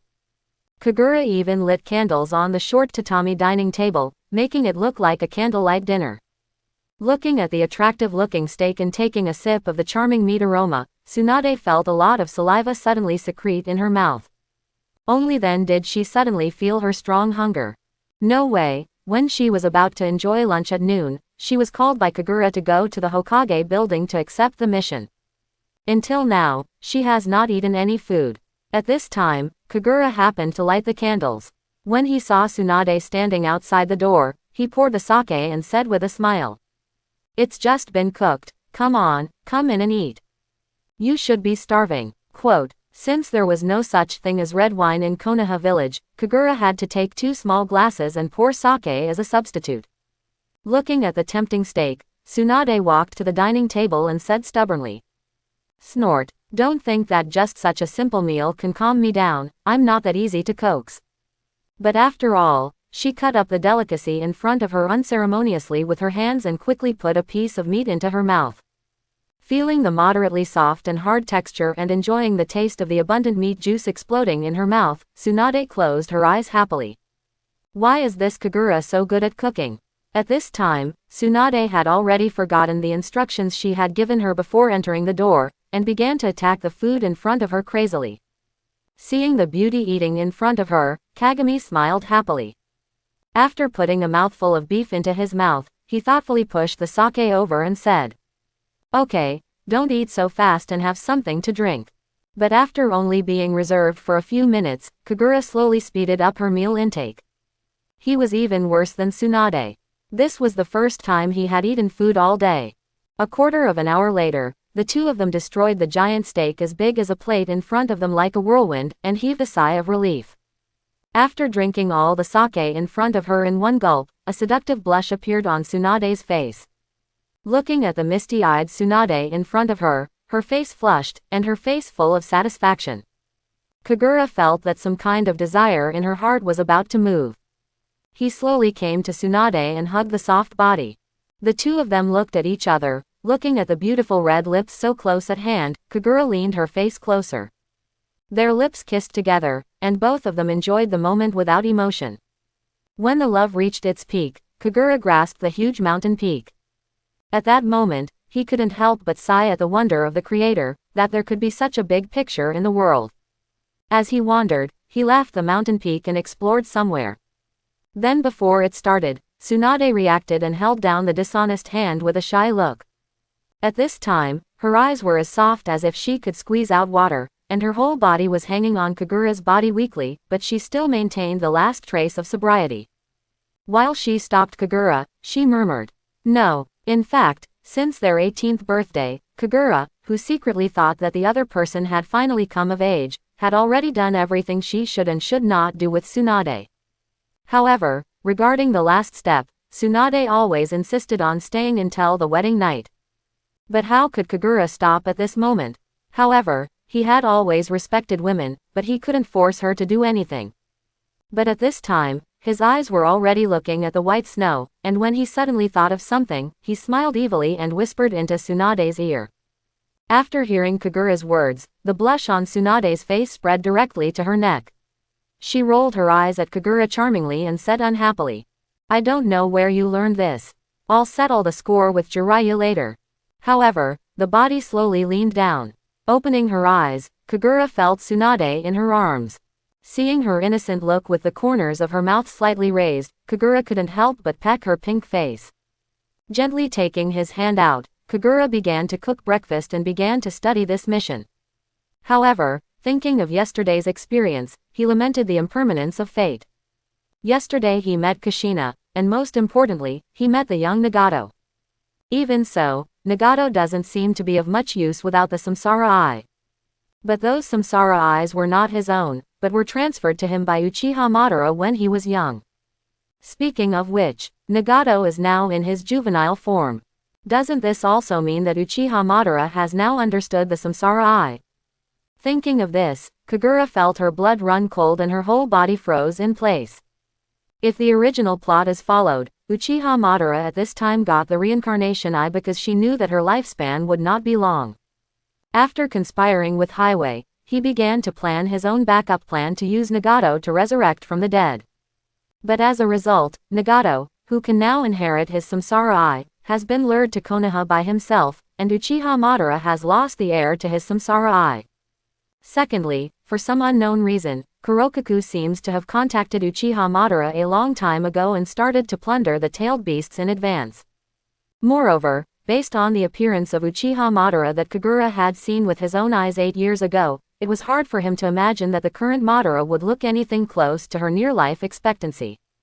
Well, considering the strangeness in Sunagakur village this time, it seems that Madara is about to start a new round of plans. Perhaps this mission will be much more important than I imagined. Speaking of missions, they will set off today as required. In order to avoid being discovered by the ninjas of the Land of Sand, he had to think of a reasonable disguise for the two of them before setting off. Suddenly, looking at the noodles cooked in his hand, Kagura was slightly startled, and then smiled. Haha, isn't this the best way to disguise your identity? Hundreds of meters deep underground in a desolate place, a pair of blue eyes with rings-like growth rings suddenly appeared in the darkness. If Kagura were here at this time, he would definitely recognize these eyes, because he is pursuing the final form of Sharingan, the Samsara Eye. As the light in the field of vision gradually becomes clearer, the owner of the Samsara Eyes gradually appears in front of us. There is no doubt that it is the Uchiha Madara. At this time, he was still exactly the same as when Kagura met him in the Kingdom of Water 8 years ago, without any sign of aging. But if you look carefully, you can see that there are several branches behind him connecting from the huge Gedo statue at the rear to his back. Although its appearance is exactly the same as before, the position of its right arm is empty. Madara actually lost his right arm at some point. He stood in front of a huge tree trunk and looked at the body in front of him intently. It was a body that could barely be seen as human, but its body seemed to grow out of a tree trunk and was completely connected to the tree trunk. The surface of the entire body is still layers of dry bark-like skin, only the position of its right arm is strikingly different, as vivid as a real human hand. A concrete black figure came out from a dark corner. It had no facial features or body, just like a simple silhouette with only eyes and mouth cut out. A deep sound came from its mouth, echoing throughout the space. Although Hashirama cells and your arms were used to create a new body, it will take some time to be fully transferable. Of course, if those people can capture one tail this time, then this time can be shortened even more. Quote, as its two empty eyes look upward, you can see two obvious light groups on the Gedo statue behind it. If you look closely, you can see that the two light groups are miniature versions of 3 tails and 7 tails respectively. Facing the words of the black shadow, Uchiha Madara remained motionless and ignored them. This dark shadow suddenly appeared in front of him more than 10 years ago. At that time, he had just used Izanagi to resurrect him, and he was taking Hashirama's flesh and blood to conduct research. This self-proclaimed guardian spirit of the Uchiha clan from ancient times appeared ghostly in front of him. Although I still have doubts about this so-called guardian spirit, it is undeniable that the knowledge it brings is something I have never seen before. Utilizing the power of the Uchiha and Senju clan, it taught itself how to summon the Gedo statue in front of it and told how to awaken the Samsara Eye.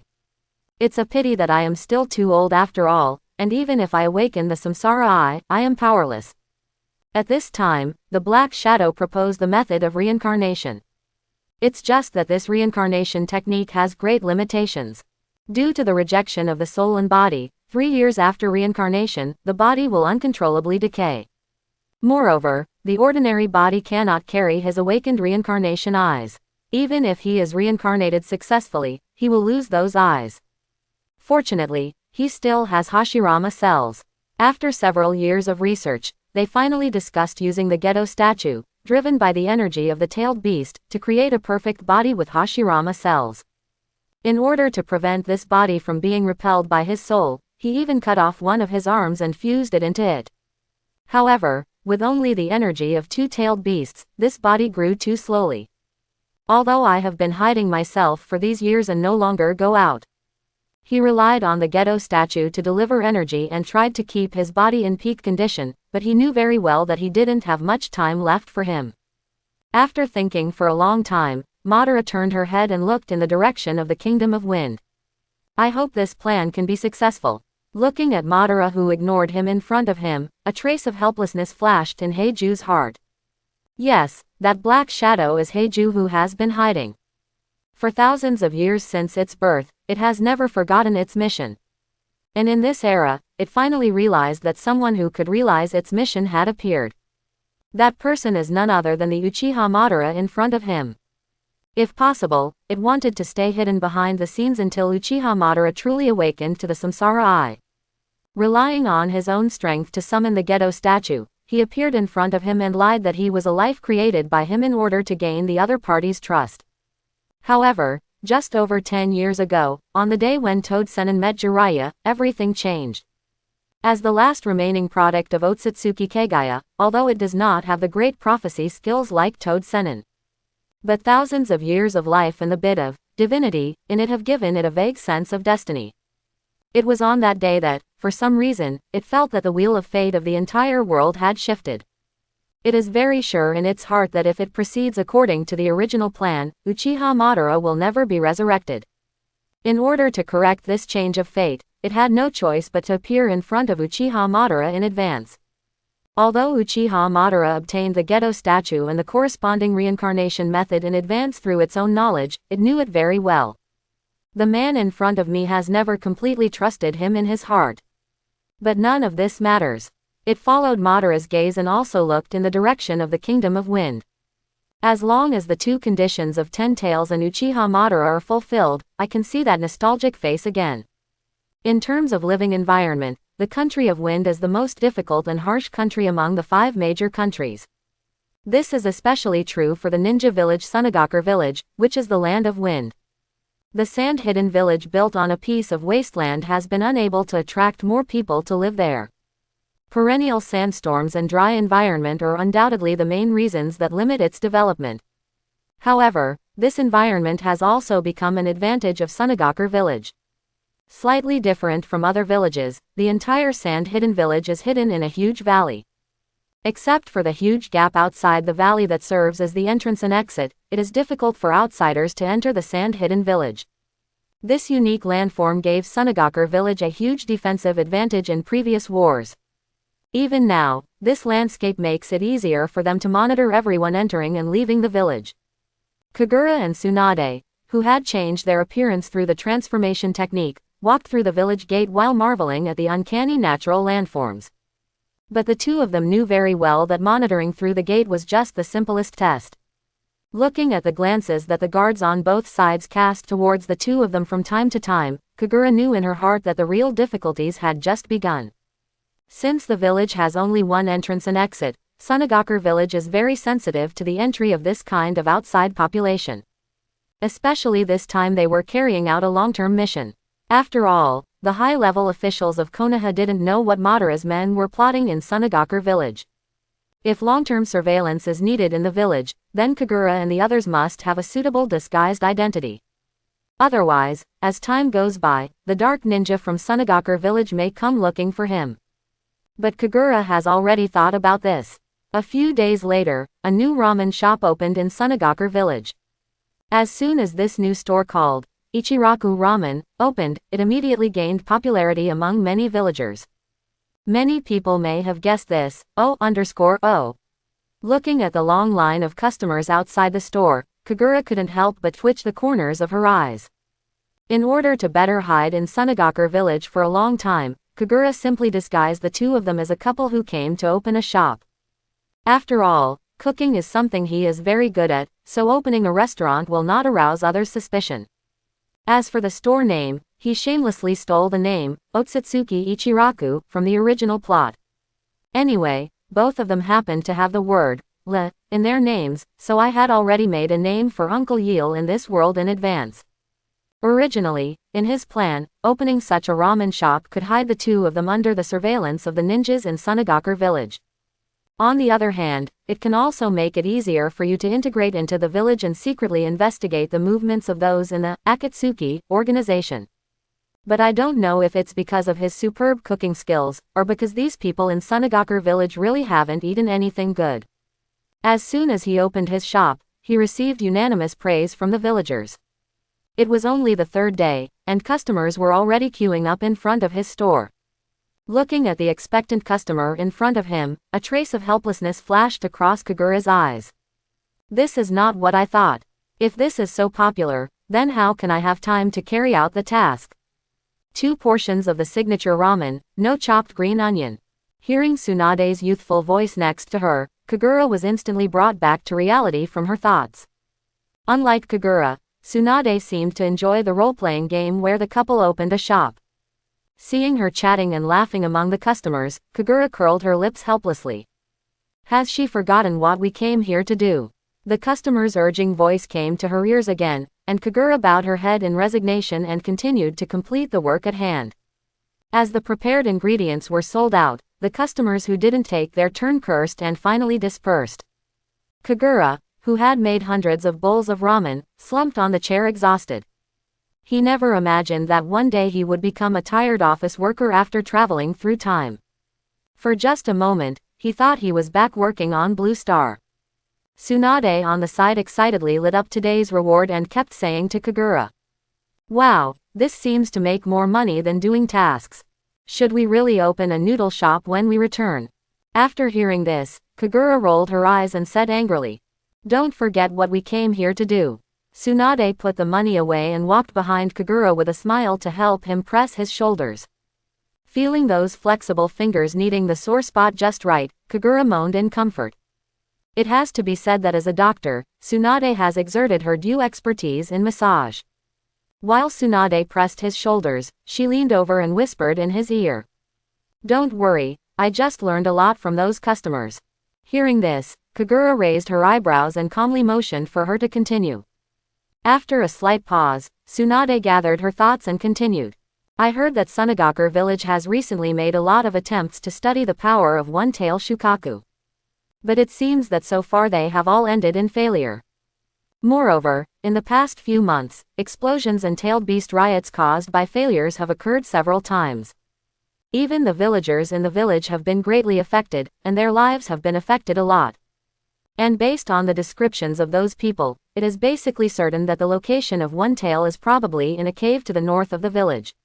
Quote, "Because before she came, Kagura had speculated with her that the target of those people in Akatsuki would most likely be One Tail. So this time Tsunade is mainly collecting information on One Tail." After hearing the information collected by Tsunade, Kagura couldn't help but lower her head and think. In fact, Sunagakur village's research on one-tail Shukaku has already begun since the second-generation Kazekage. Speaking of the second-generation Kazekage Samana, this is a man who influenced the entire Sunagakur village. Samana has a bald appearance and a very domineering tattoo on his head. His contribution to Sunagakur village has 3 points. The first one is to imitate Senju Tobarama and establish a ninja school. The second was to study One Tail, and began to seal One Tail into ninjas, developing Sunagakur village's own Jinchuriki. It's just that the technology at this time is not yet mature, so Jinchuriki often go berserk. The third and most important point is the development of new ninjutsu. Most of the ninjutsu used by the ninjas of Sunagakur village were invented by him, including the ninjutsu puppet ninjutsu and the ninjutsu controlling sand. There is no need for me to explain these 2 techniques. It can be said that the famous characters related to Sunagakur village in the subsequent plot are basically related to these 2 ninjutsu. Whether it is Scorpion or the subsequent Kazekage, they all use these 2 ninjutsu. Especially the current third-generation Kazekage, the so-called strongest Kazekage. Although his own blood inheritance limit, magnet-style sand iron, is the main reason why he is famous all over the world. But the sand control technology it uses still benefits from the gift of the previous generation Kazekage. The itching in her ears brought Kagura out of her thoughts and back to reality. When he turned around to look, he realized that it was caused by Tsunade's hair falling on his ear. Looking at that face that could be broken by a bullet, some kind of desire rose up in Kagura's heart. He hugged Tsunade, who was close at hand. Tsunade, who felt something hard beneath her body, immediately understood his thoughts. A trace of blush appeared on her face, but she did not offer any resistance. Kagura looked at Tsunade, who was resigned and had a malicious smile on her face. He lowered his head and whispered in Tsunade's ear, "Here, let me treat you to a lollipop." Under Tsunade's confused eyes, Kagura closed the store door and came to the back of the house. After a while, there was some strange sound coming from the store. I hope everyone will support it and subscribe more.